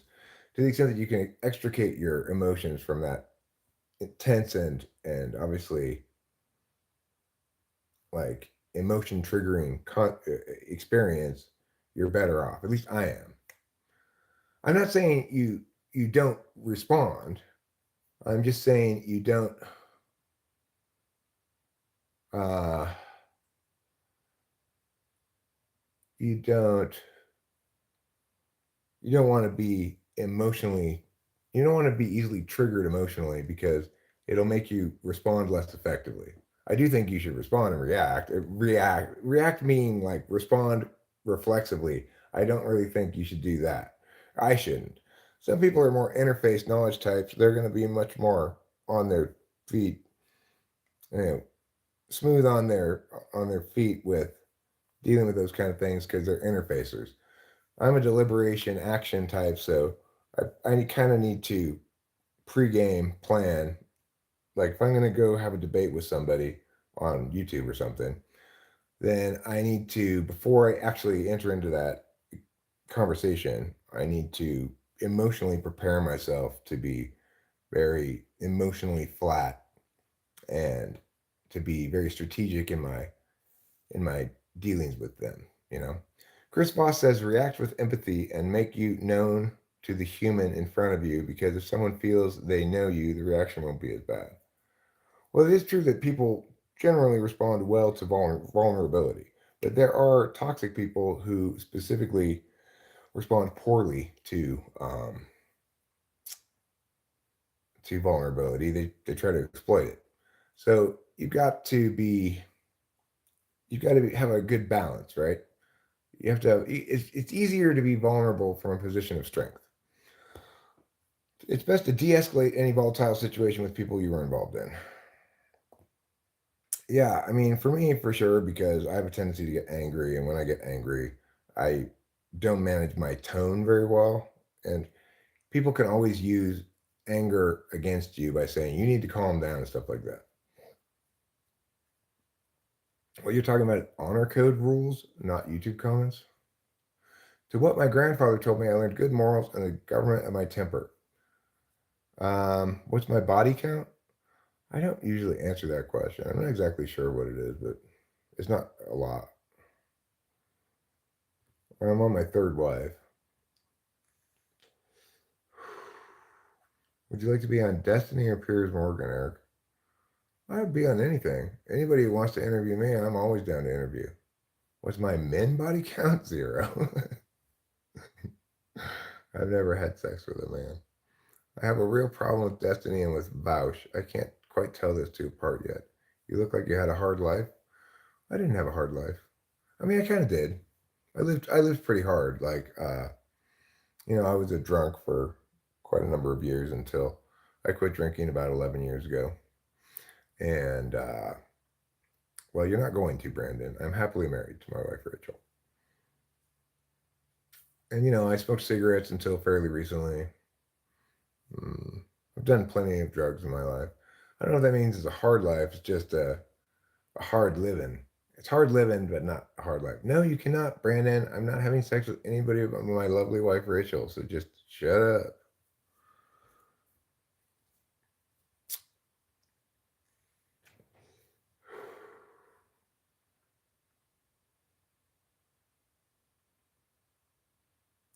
David Packman and Luke Beasley were recently on Piers Panelverse. I would like to be on anything, really.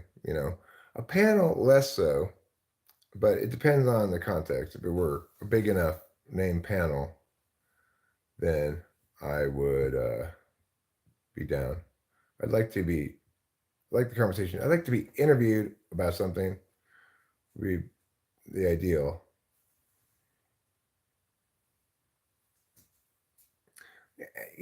Anger is not linked to type. Anger is linked to Enneagram type. How many sexual partners have I had? Uh, I don't even know exactly, but not that many. Yeah, and that's one of those things that I regret, right? Like where my anger got the best of me because Jack was dissembling. Um, instead of actually like arguing a position, negating my position, or anything like that, he was, scrambling away from providing meaningful definitions that operationalize it all, and that was very annoying to me. But I wish I had remained calm instead. I would have been much more effective. So that's what I'm talking about. How, in that context,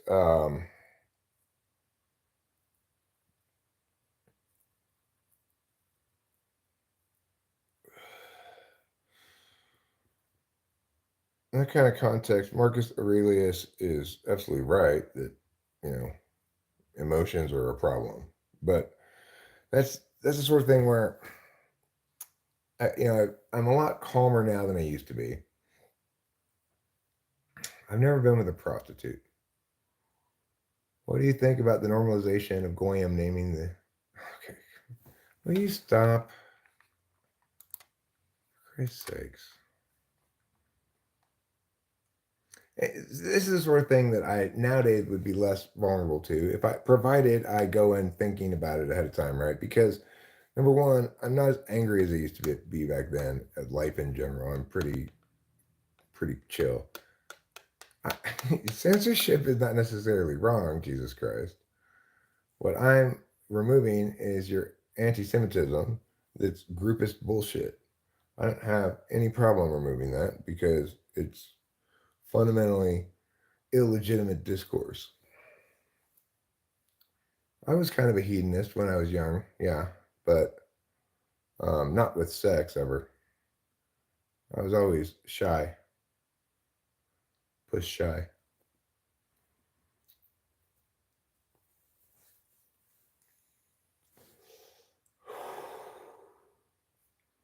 And the important thing to remember also, Jesus Christ, is I'm not the government. So, deciding on what kind of discourse I want to allow in this discursive space, which is mine, is totally my prerogative. And what comes before your right to speak is my right to determine the standards that we uphold in this environment.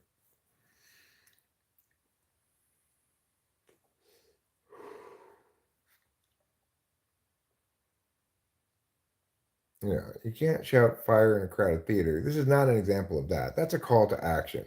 Certain kinds of, false calls to action like that do not comprise protected speech, and defamatory stuff does not comprise uh, protected speech. Um, Commercial speech has a different form of protection than non-commercial speech. Political speech has different kind of protection than non-political speech. So, in terms of understanding how discourse should be used, we need to understand that there are forms of discourse that are more protected and forms of discourse that are less protected. Well, I mean, hedonism and moderation, I think, run directly afoul of each other. I think definitionally, hedonism excludes moderation. But I was never purely anything, right? I I had my hedonistic tendencies, but I was never completely consumed by my addictions in the way a lot of people are. I was able to sustain them and continue to do well at work and stuff like that. But uh, nowadays, I do a lot fewer intoxicants than I once did. Certainly, I'm not suffering through alcoholism, which is a wonderful thing. Does it just reduce to an FI calculus? Does what just reduce to an FI calculus? Hedonism? I mean, I think that hedonism links to your subjective functions, which I would say are both SI and FI. You can become, you have a very physical relationship with certain substances. You mean short term versus long term happiness? I mean, I think there are plenty of FI people who have addiction problems too. And I, I think like INFPs may have a lot of awareness about what's going to make them unhappy in the long term, but it doesn't stop them from being drug addicts.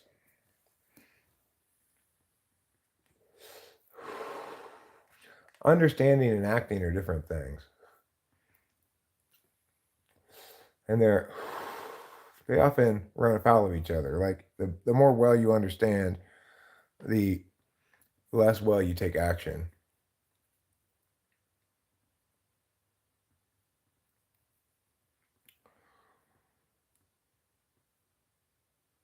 It kind of makes you think like, why bother understanding things? But of course, you can't help it.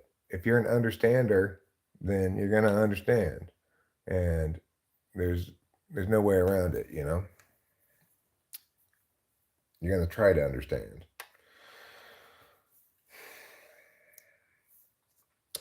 The biggest problem with being somebody like me is that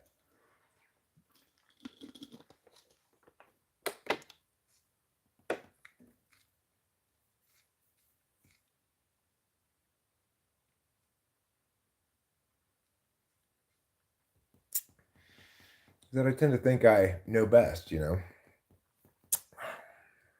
and that I have good reason to think that. But the kind of things that I know best about, we're not advocating for hedonism.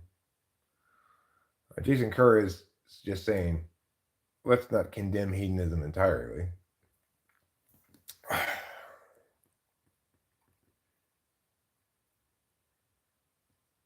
But the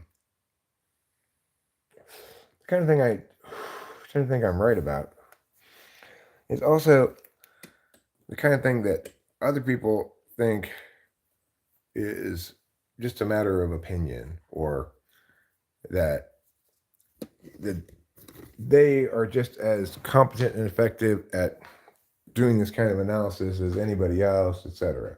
I have absolutely no respect for people who use drugs.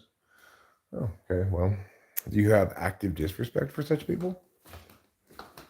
It seems odd that you determine whether or not you respect somebody on such a limited metric. Like, does that include like prescription drugs?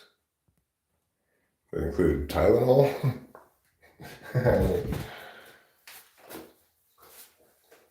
Or just things that are fun?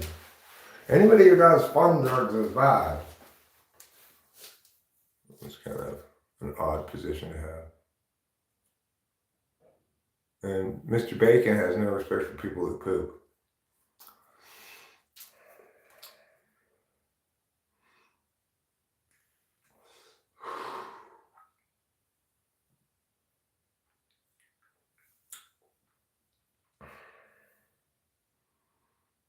Do you respect caffeine users? Good question, Daniel. Do you respect people who eat sugar? Some people say sugar is kind of a drug.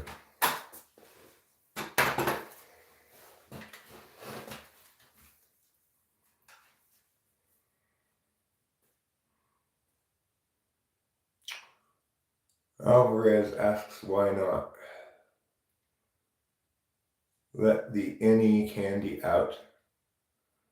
Okay, I will let the any candy out. I like to do drugs sometimes. I was a little disappointed in my mushroom trip the other day because, unfortunately, I let myself get all worked up about tax policy, which is not really what you're looking for from a psychedelic trip. Hello, my beautiful darling. Is that you, Rachel? I don't have my glasses on, but I think that's Rachel.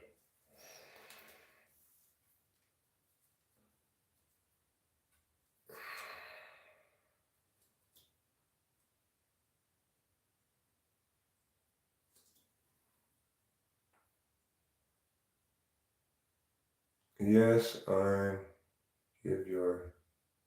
I'm so glad you're streaming. That's what that says. You found Eric. Yes, you did. Alvarez says, Rachel. Nope, that is a textured wall surface.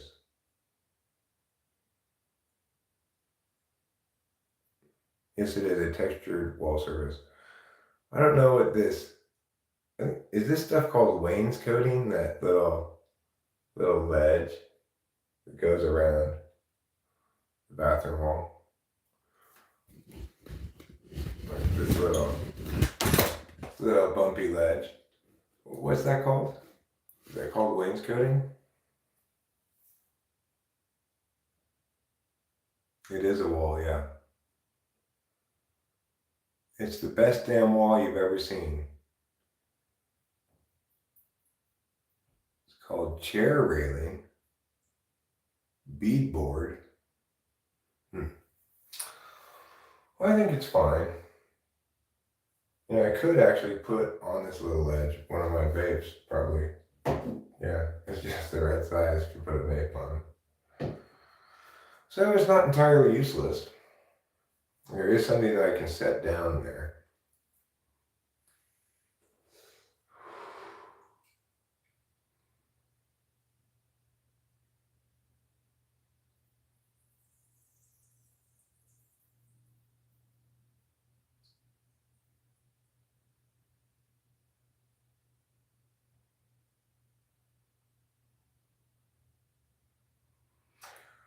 Tall and tan and young and lovely, the girl from Ipanema goes walking, and when she meow, meow, meow, meow, meow.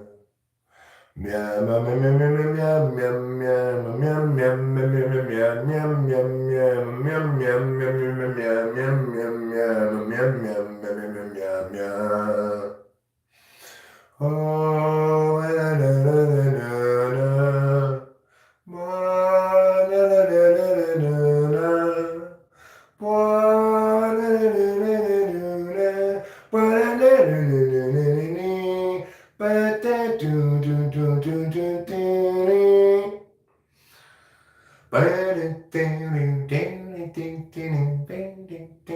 Isn't that a good song? It's a really well written song. Excellent jazz standard, you know.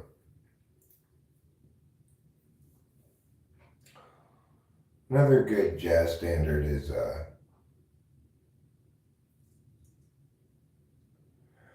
oh, please be sweet, my chickadee. 'Cause even though you are only 3, you're delightful, you're delicious, you're Delilah. Ba-da-da, ba-da-da, ba-da-da-da-da-da-da-da-da-da. You're lovely, you're Delilah. You can tell at a glance what a swell night it is for romance. You get near dear Mother Nature, murmuring slow. Let yourself go.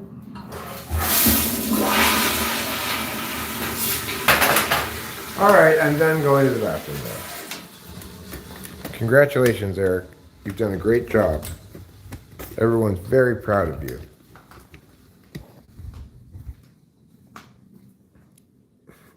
I'm very bad, Ma.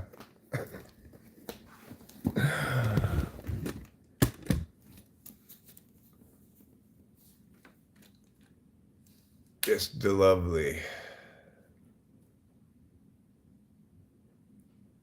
The idea with chair railing was to keep chairs from bumping into walls and knocking stuff over, which could cause fires.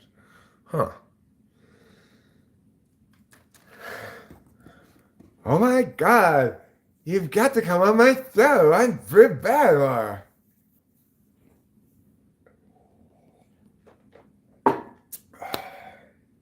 She does have a show, I think. I don't know if she still has it. She had a show.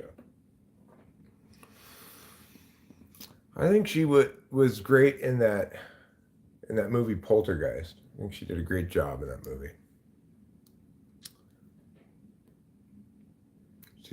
She's just gone downhill in her acting since then. Written in 1962 by Antonio Carlos Jobim with Portuguese lyrics by Vinicius de Moraes, The Girl from Ipanema. That's right.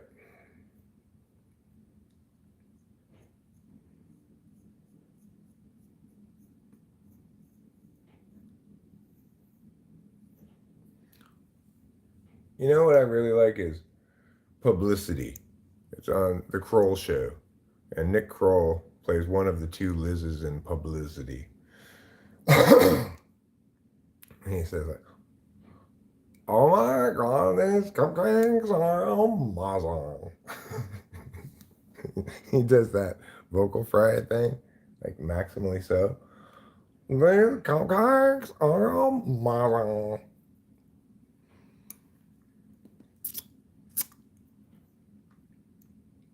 Pretty good show. I enjoyed that show. Not everything on it hit, but lots of things did, including Publicity's "Oh my God, these cupcakes are amazing" lady.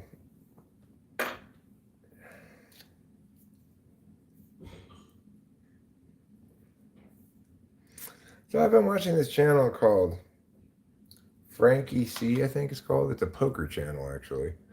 And I really enjoy this guy's videos. He's really... I couldn't be more impressed with his little... They're basically little films of sorts about his poker playing and his life with his wife, who's a professional poker player. He's a young guy.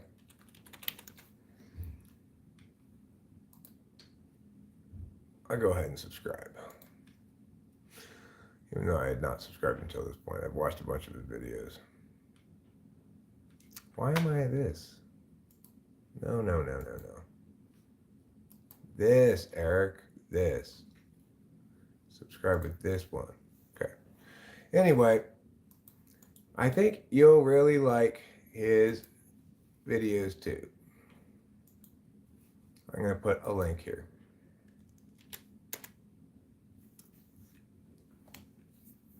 He's a young guy. He's like 24.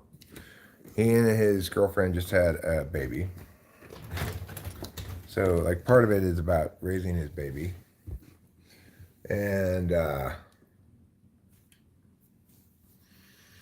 you know, I've been watching in general a lot of poker stuff. There's another poker channel that I watch called Doug Polk, is his name, I think. He owns and runs the Lodge Card Room in Austin, Texas. And he covers a lot of like poker news stuff, like cheating scandals, and then he'll also do like hand analysis stuff, like this big hand happened in this live stream. Let's go through it and see whether they made the right decision or the wrong decision. I am not a good poker player, and I don't really have any urge to play poker. Although I would like to play poker, I guess, if there were a poker game around here, for example, that was like $100 buy-in or something. I think that would be fun to participate in. But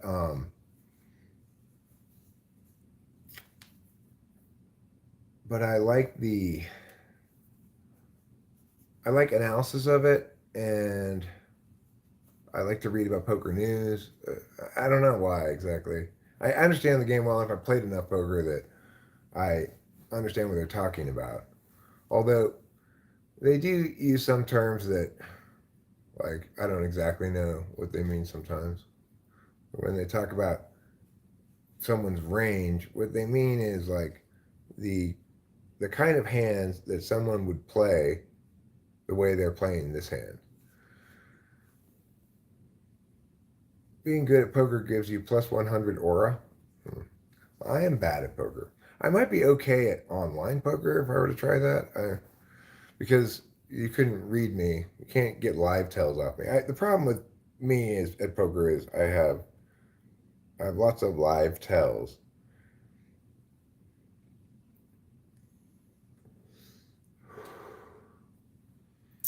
But nevertheless, I wouldn't mind playing it. I'm not sure if it's legal yet in the U.S. to play online poker still or not. But if it is legal, I wouldn't mind playing some online poker for very cheap stakes, like 25 cent, 50 cent, or something. November 16th, 10th annual Rotary Poker and Bingo Fun Night. Ooh. Well, I might be willing to go to Madera County for that.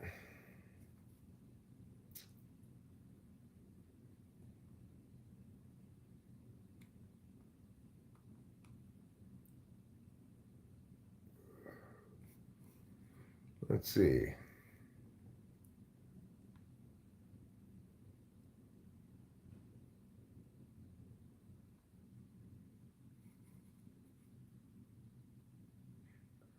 It costs $55 to enter.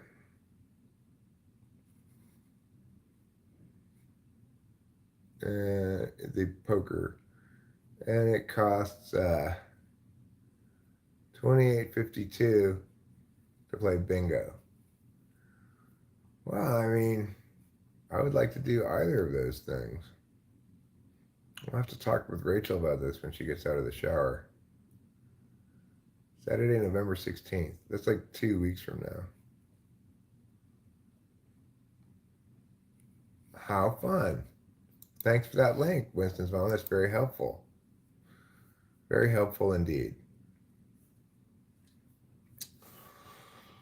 Well, I really got my ass kicked at chess earlier. Whoever was playing me was very good at chess. I will put it on the calendar. Thanks for the suggestion.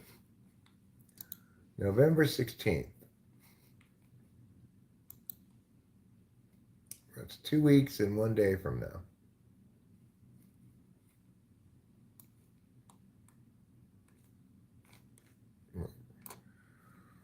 Poker night.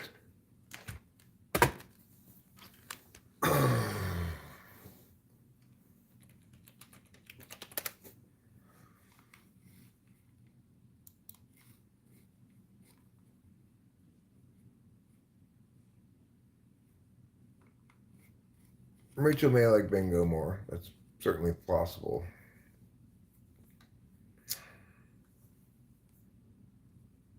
I wonder if it's scheduled such that you could do both.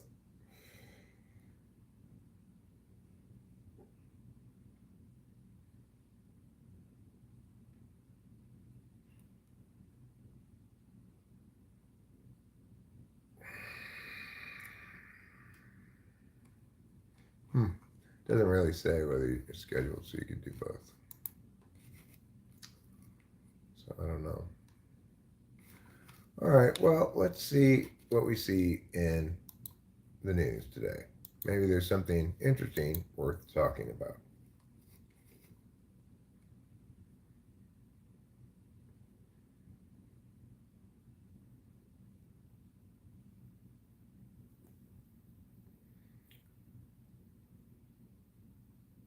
Diddy court witness says he saw 8 sex tapes with at least 2 celeb minors.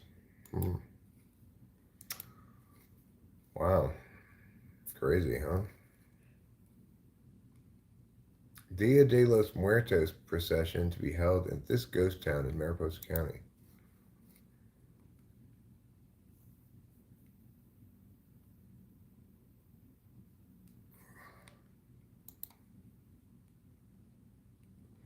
Courtney Burgess, a Diddy investigation court witness, exclusively told News Nation's Banfield on Thursday that he was given 11 flash drives containing at least 8 sex tapes involving 8 celebrities. Burgess testified before the grand jury. Among the 8 celebrities who were Cohen's victims, 2 to 3 were minors, according to Burgess. Burgess said he was working in Atlanta when his former associate Kim Porter, an ex-girlfriend of Cohen's, shared the flash drives with him. Burgess also received a manuscript from Porter's alleged memoir titled Kim's Lost Words, A Journey for Justice from the Other Side.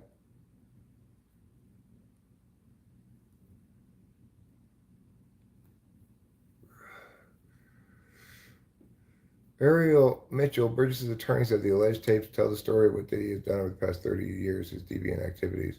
I would imagine that is what is encompassed if said flash drives exist, Mitchell said on Banfield. Burgess says he's no longer in possession of the tapes.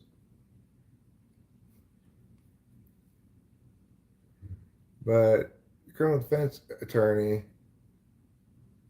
Mark Garagos, whose daughter Tenny represents Combs, says he's not buying Burgess's allegations.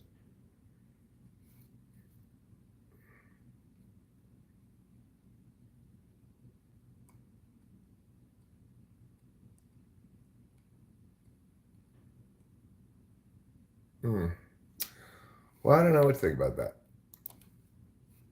He's no longer in possession of the tapes. He's just describing what he saw on tapes. It's kind of like visual hearsay. I don't know.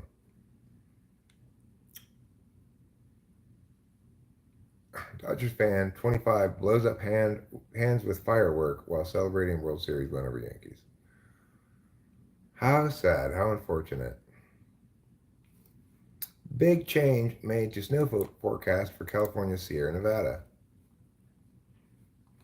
NASA discovers something blue and unexpected on Mars. No explanation possible. Influencer goes viral after sharing text from man who didn't pay for their first date. He's radioactive at this point. P. Diddy reportedly didn't expect Jennifer Lopez's cold behavior after he went to jail.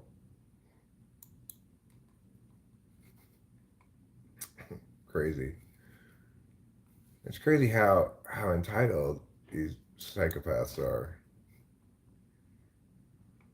Let's see what the snow forecast says. Snow is heading toward the Sierra Nevada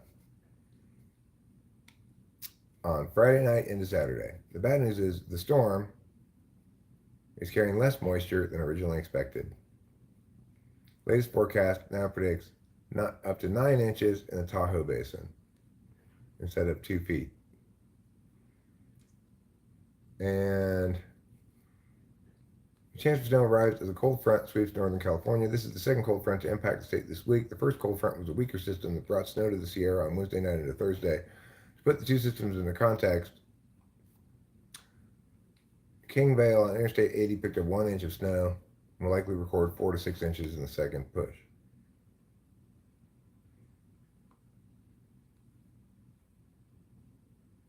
Cool.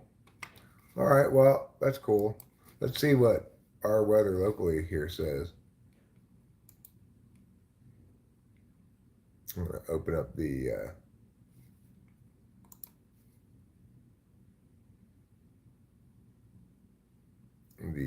Microsoft weather. It says we're going to get rain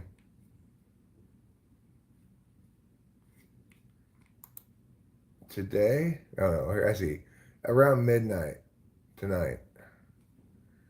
So early Saturday morning we're going to get rain according to this. Okay. Let me check on the chat, see what's happening there. Graham Mitchell just got me out. Hi, Simple Girl. How are you? We are just reading some things from the news, commented upon them at the moment.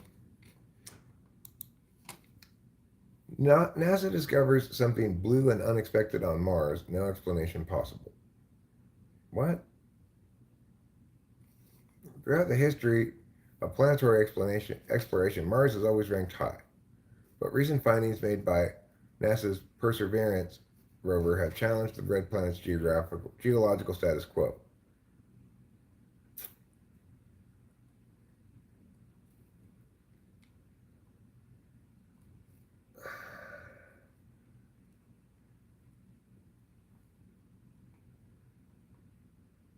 I don't.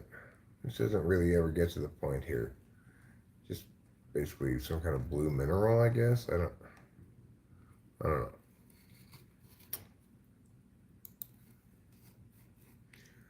He's radioactive at this point. P. Diddy reportedly didn't expect Jennifer Lopez's cold behavior after he went to jail over a freak-off party scandal. It's not a freak-off party scandal. It's sex trafficking. Diddy feels abandoned by friends and exes as he faces racketeering and sex trafficking charges. Really? Diddy's reportedly upset that his ex-girlfriends, including Jennifer Lopez and Cameron Diaz, haven't publicly supported him amid his legal troubles. His inner circle believes associating with him would be social suicide due to the severity of the allegations. There are fears Diddy may reveal intimate secrets or recordings from his past relationships, potentially damaging reputations in Hollywood.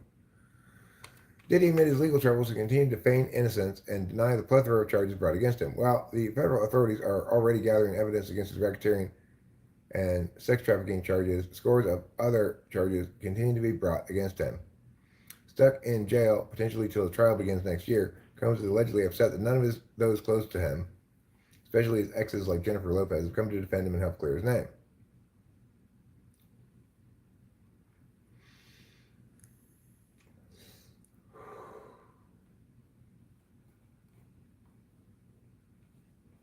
As per an insider via In Touch Weekly, his inner circle believes it would be social suicide to support him at this point. It's not like they've been going around trashing him, but everyone's giving him a seriously wide berth. He's radioactive at this point, even if he hasn't been found guilty. His name is mud, and it would be social suicide to have anything to do with him. Okay, well,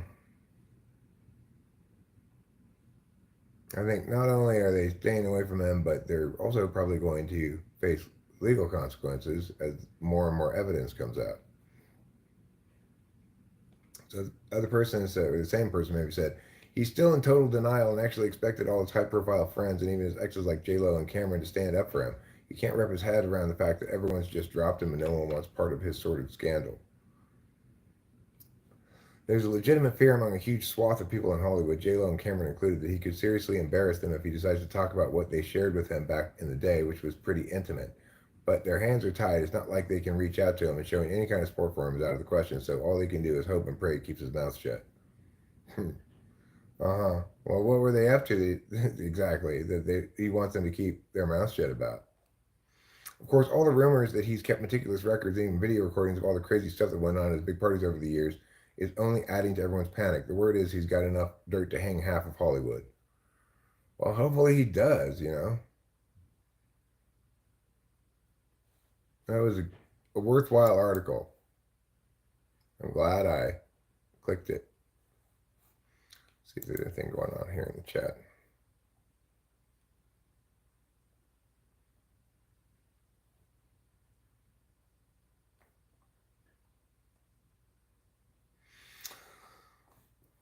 Simple Girl says, I'm doing okay. I'm watching Mom's dogs, and the one is blind. Mine girl is very aggressive, so I'm feeling a bit overwhelmed. Sorry to hear that, Simple Girl. Listen, you dogs, behave yourselves. Hopefully that solves the problem for you. The remarkable 2024 ozone recovery.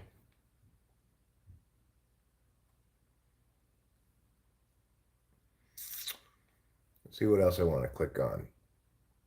Can axions save the universe? It's a New York Times article, so I'm not going to see that. Universe's lifespan too short for monkeys to type out Shakespeare's work, finds study. Okay. I'll click that one.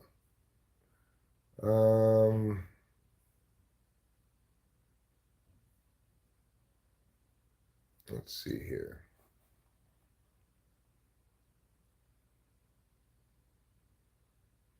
It might be possible to detect gravitons after all, says this article. Pushing the frontiers of audio generation. Google DeepMind. All right, now, stories for me, based on my interest.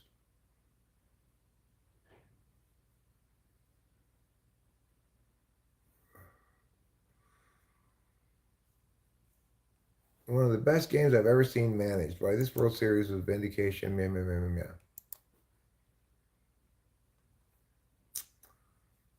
People are flocking to an affordable California region, but there's a problem. Let's find out what that's all about. We've seen particles that are massless only when moving one direction. Interesting.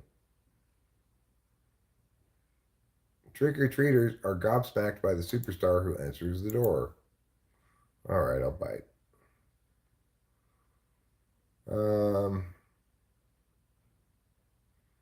Hugh Hewitt resigns from Washington Post after storming out of live interview.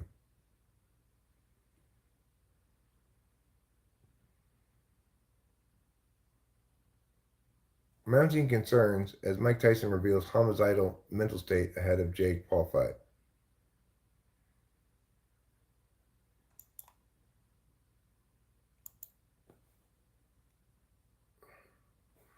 Diddy was hiding in plain sight.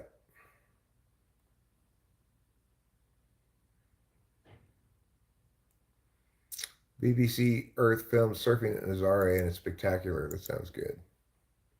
I'll click on that one. Miranda moon orbiting Uranus likely has an ocean and possibly life. I'll click that one. That sounds interesting.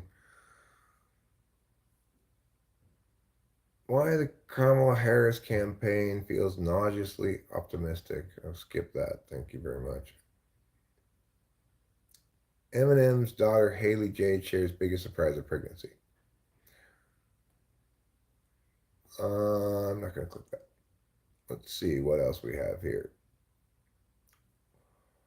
Orthognathic surgery might have surprising impact on how we perceive the world.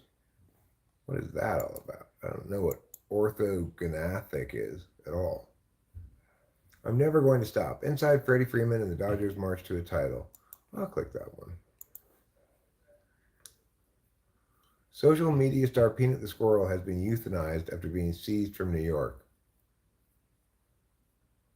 After 7 years, the squirrel is taken away and then put down. Why? Like, what are they doing? What are you doing, New York? Why are you taking someone's pet squirrel away? What a silly thing to care about. Hailey Bieber undergoes red hair transformation in Kim Possible Halloween costume. The Forbidden Experiment is an ethical quagmire, but people have dabbled with it. I wonder what that's all about. Who or what is the Rizzler? A big boom FAQ.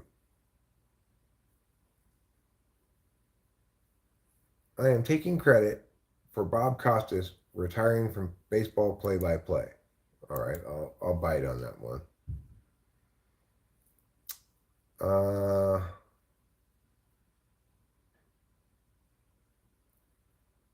Let's see. The Johnny Carson story, Lorne Michaels told John Mulaney to threaten him. Okay, I'll click on that. I'm curious.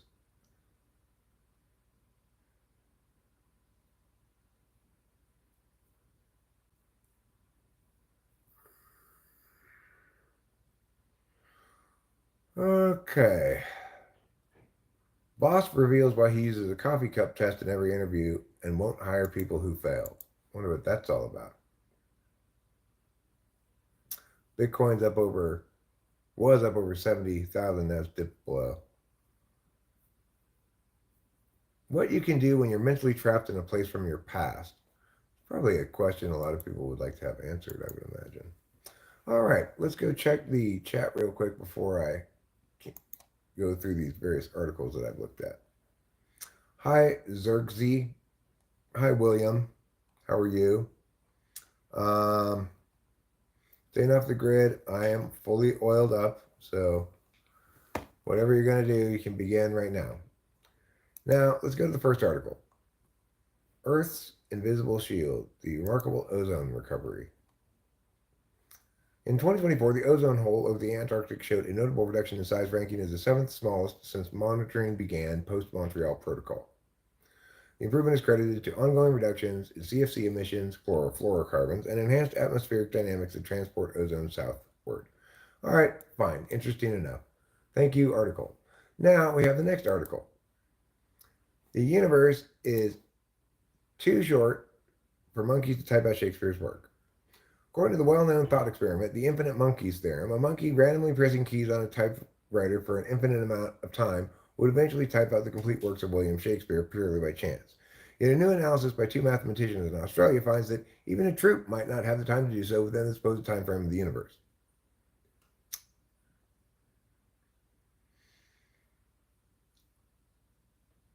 Assuming each types one key per second until the end of the universe in about 10 to 100 years, the probability of any string of letters being the same as Shakespeare's works is not likely to happen. Okay, so that's it for that. It might be possible to detect gravitons after all. Detecting a graviton, the hypothetical particle thought to carry the force of gravity, is the ultimate physical experiment. Conventional wisdom, however, says it can't be done. According to one infamous estimate, an Earth sized apparatus orbiting the sun might pick up one graviton every billion years. To snag one in a decade, another calculation is suggested. You'd have to park a Jupiter sized machine next to a neutron star. In short, it's not going to happen. A new proposal overturns that conventional wisdom, blending a modern understanding of ripples in space, time known as gravitational waves, with developments in quantum technology. A group of physicists has devised a new way of detecting a graviton. The experiment would still be a Herculean undertaking, but it could fit into the space of a modest laboratory and the span of a career. Well, good for you, science. Good for you. Pushing the frontiers of audio generation. Speech is central to human connection. It helps people around the world exchange information and ideas, express emotions, create mutual understanding. Meow, meow, meow, meow. Single speaker audio, many Google products and experiments, including Gemini, Live, Project Astra, Journey Voices, and YouTube's auto dubbing, is helping people around the world interact with more natural, conversational, and intuitive digital assistants and AI tools. Okay, well, good for you, Google. Good for you.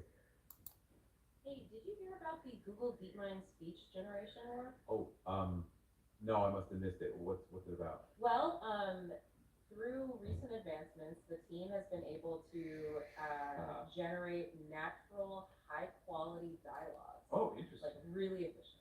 Wow, That's pretty good, Google. I have something important to tell you. No way! I need to tell you something too. Oh, really? You go first. No, you go first. Okay, let's say it at the same time. Cheers. That's pretty funny. That's pretty good, Google. Let's show you what I'm looking at here. So this says audio clip of two speakers expressing excitement about a surprise birthday party. Oh, I'm so excited about this surprise party. What a great idea. Yeah, yeah, can't wait for Mike to arrive. Oh, hang on. I think I hear him coming. Oh, you're right, that's him. Uh-oh. Let's keep this quiet as possible. Okay. Something really funny happened to me this morning. Oh, wow, what? Well, I woke up as usual, Uh-huh. went downstairs to have breakfast, started eating. Then 10 minutes later, I realized it was the middle of the night. Oh, no way. That's so funny. That's not funny though, at all. So I don't know why they think it's so funny. Nobody knows why they think it's so funny. Okay, why Dodgers World Series title vindicates Dave Roberts. Blake Trinan glanced toward his dugout and saw Dave Roberts emerge from it. For a moment, felt demoralized. There were two runners on with one out in the eighth inning. The Dodgers clung to a one-run lead. Yankee Stadium crowd of close to 50,000 people had sprung back into life, and Trinan, navigating his third inning, was exhausted, but the title was only 5 outs away. Trinan didn't want to leave, and Roberts didn't intend to intervene. He arrived to encourage, to comfort. Focus up. This is your last guy. Roberts looked on from the dugout as Trinan induced a harmless pop-up to Stanton on the first pitch. Well, good for them. Good for the Dodgers. Hooray for them. Okay, people are flocking to an affordable California region, but there's a problem. Living here is cheaper, but it still comes at a cost. It's no secret that priced out coastal residents are flocking to Southern California's Inland Empire, an arid, affordable region about an hour east of Los Angeles that offers more housing for less. But according to a concerning new study, living there still comes at a cost. The area's booming logistics industry is polluting surrounding communities with carbon and PM 2.5, harmful particulate matter that can lead to serious illnesses like heart and lung disease. Oh well. That's enough of that article. New Scientist. We've seen particles that are massless only when moving in one direction. Inside a hunk of material called a semi-metal, scientists have uncovered signatures of bizarre particles that sometimes move like they have no mass, but at other times move like a very massive particle. I'm not going to subscribe to continue reading. Fuck off, New Scientist magazine.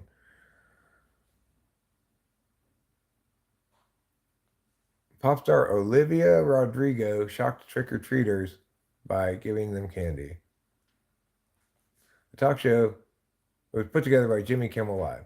The talk show often pranks children by having parents tell them they ate all their candy, but this year surprised kids with a vampire, rather a vampire singer.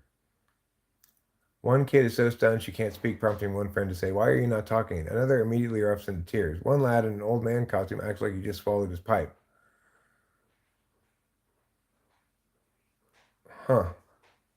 Well, good for Olivia Rodrigo. Okay, what's next? Mounting concerns as Mike Tyson reveals homicidal mental state ahead of Jake Paul boxing match. This may explain the mounting concerns from El Gallo fans on social media who are no longer sounding as confident as they were when the fight was first booked. Then again, it's hard to get a read on where Tyson is physically based on this recent update. Tyson 58 and Paul 27 will collide on Friday, November 15th, 2024 in Texas. It's going to be streamed on Netflix. Elsewhere on the card, Katie Taylor rematches Amanda Serrano. Mario Barrios and Abel Ramos go 12 rounds. And Neeraj Joyat battles Wenderson Nuns. Okay, well, good for them. Who do you think is going to win that fight? I'm going to say Tyson.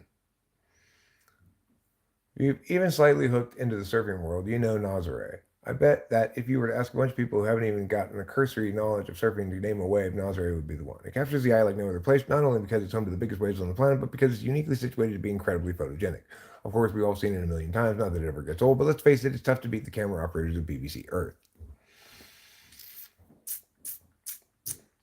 The thing I don't like about that Google speech generation thing is I don't want the uhs and ums and natural sounding additions to talking. I'd like to eliminate those from my own speech entirely, but I don't. I'm not successful at doing so. I don't think it's good to make things sound more natural by making them have humans' bad habits. Uranus's moon Miranda may harbor a hidden sea beneath its icy crust, making it hospitable to extraterrestrial life. That's the long and the short of it. All right. Uranus is one of the lesser known planets in our solar system. Unlike the other planets, Uranus rotates on its side, so its axis is almost parallel to its orbit. That's weird. The tilt causes some extreme seasons. Imagine a planet where each pole gets 42 years of continuous sunlight followed by 42 years of darkness.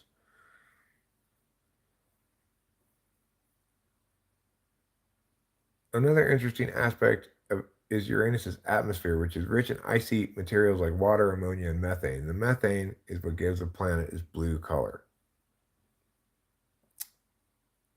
Uranus has at least 27 moons, many named after Shakespearean characters like Miranda. Caleb Strom, a graduate student at the University of North Dakota, joined Alex Pathoff. They approached this mystery like detectives working on a cold case, revisiting old Voyager 2 images and using modern computer modeling techniques to reconstruct Miranda's geologic past. All right, well, that's fine. Now let's go on to the next article. Orthognathic surgery might have a surprising impact on how we perceive the world. A recent study published in Frontiers in Psychology has found that individuals that undergo jaw surgery for jaw deformities may experience improvements in self-perception and heightened sensitivity to emotional aspects of objects around them. This study suggests that these changes in facial appearance might not only enhance physical attractiveness but influence cognitive functions.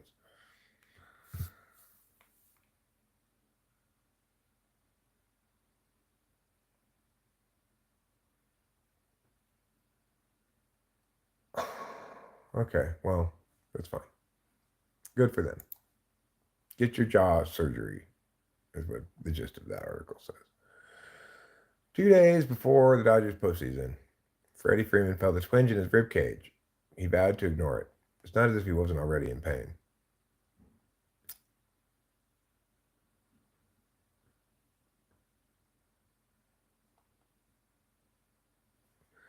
Anyway, he played through the injuries successfully. Good for him. Social media star Peanut the Squirrel has been euthanized after being seized from New York home. 2 days after he was seized from his home in New York, Peanut Squirrel had been euthanized. The New York State Department of Environmental Conservation and Chemung County Department of Health announced through a statement on Friday afternoon that both a squirrel and a raccoon confiscated from a residence on Wednesday had been euthanized to test for rabies. The statement said a person involved in the confiscation investigation was bitten by the squirrel.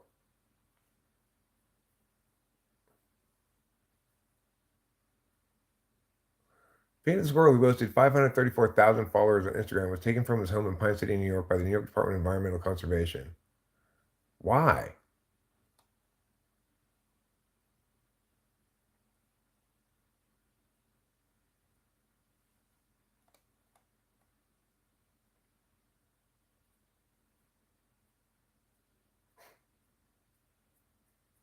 That's crazy.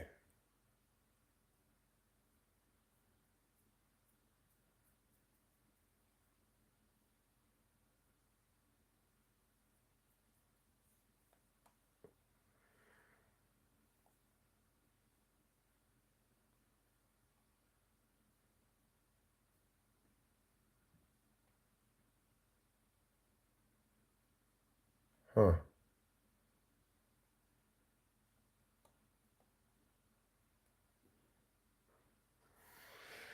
Because the New York Department of Environmental Conservation says it's illegal for young wildlife to be kept as pets.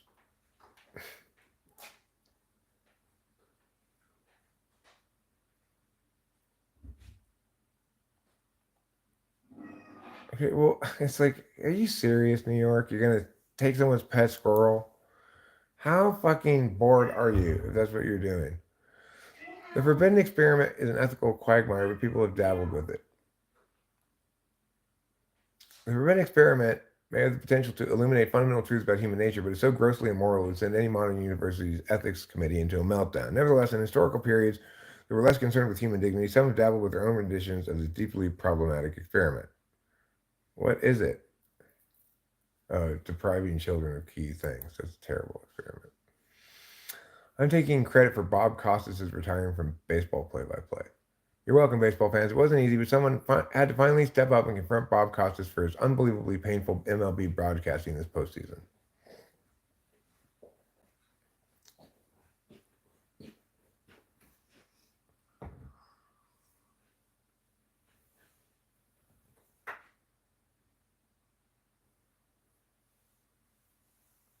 Well, see you later, Bob Costas. I thought you were fine. The Johnny Carson story, Lorne Michaels told John Mulaney to threaten him. You don't want to end up like Ed McMahon, kid. After 6-time Saturday Night Live host John Mulaney had spent 3 or 4 years on the show as a young writer, the relentless grind was making him a little cranky. His irritation was reaching critical mass one week while working on a kissing family sketch that featuring Fred Armisen and Bill Hader. They're saying goodbye at the airport. You can't have it at the airport. They have the ropes, the velvet ropes. Fine. Where do you want me to set it? It can be an airport.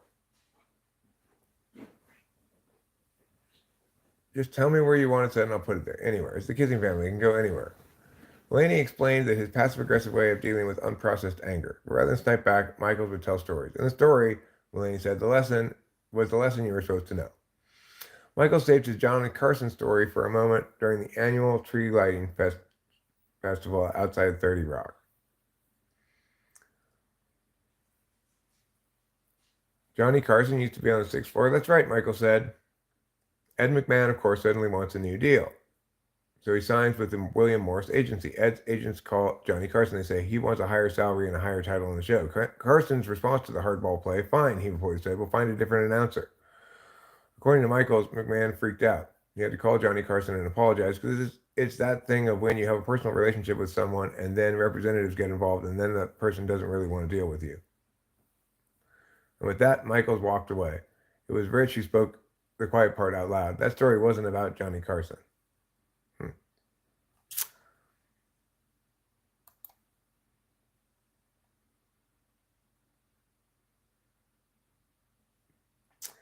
Walsh reveals why he uses a coffee cup test in every interview and why he won't hire people who fail. Job interviews are stressful at the best times, aren't they?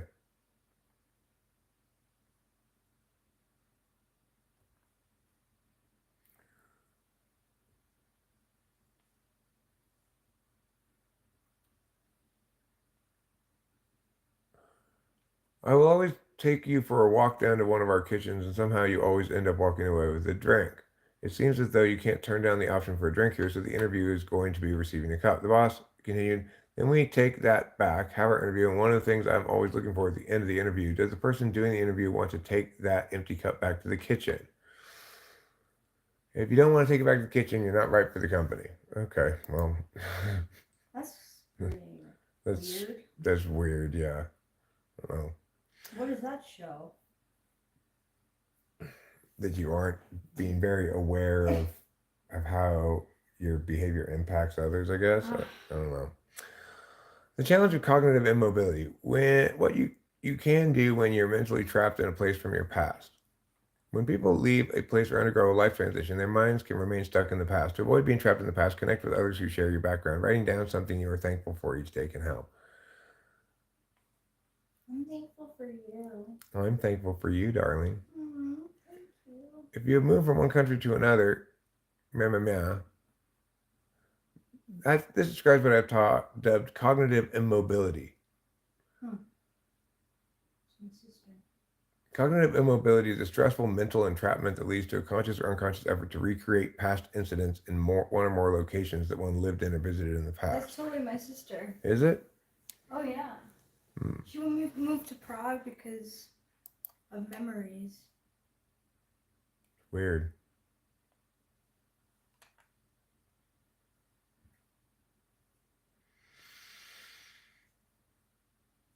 All right. Neuroscience sheds light on ketamine's strange effect on our sense of touch.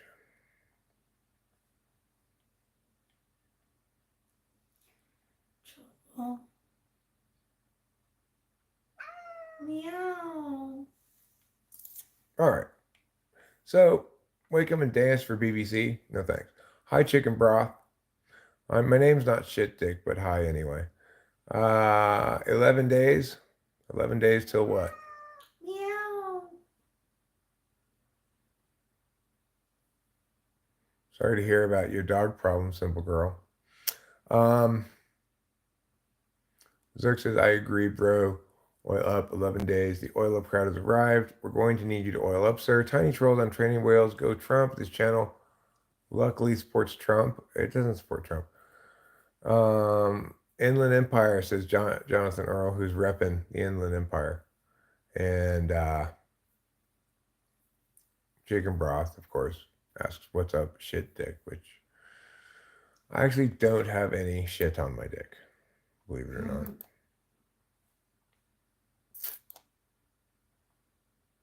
Okay.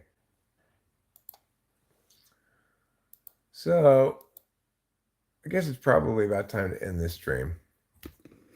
Aw. I always feel like I get the end of it when I wake up late, but I understand you've probably been streaming for a while. I've been streaming for a few hours now, and I'm kind of in the mood to watch a couple of things. Like, I wouldn't mind watching the pilot of Lost with you. Okay. If you feel like checking it out. Yeah. And then we'll see if you like it, we'll continue watching some more of it, you know. But there's also the show that I think Jonathan Earl recommended called Continuum that I've got up in another tab. Cool, I'd be down for that too. I might not be, just because like the airplane scenes get me anxious. I'm not sure if I'm ready to see it just yet, if that's okay. Sure. I mean, there's not much airplane scene, you know. It starts with them already having crashed. Oh, really? Yeah. It does at some point go back to the plane ride, but it doesn't spend a lot of time on them crashing in the plane. It's mostly about what happens after they crash. Okay. Do I have any more non-dairy Kramer? What? Do I have any more non-dairy Kramer? I don't think I do. Gosh darn it. I guess I'll have to use just milk.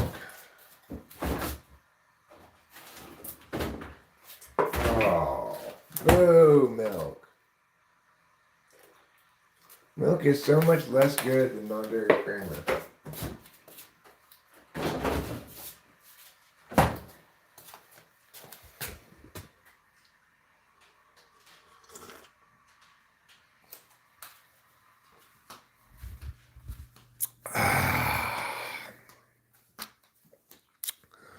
Delicious, delicious. I think you're delicious. Thanks, beautiful. You're welcome. All right. Well, I guess that's it for today's stream. Thank those of you who are still here for being here. And I hope you all have a wonderful evening. And don't forget to eat plenty of cheese.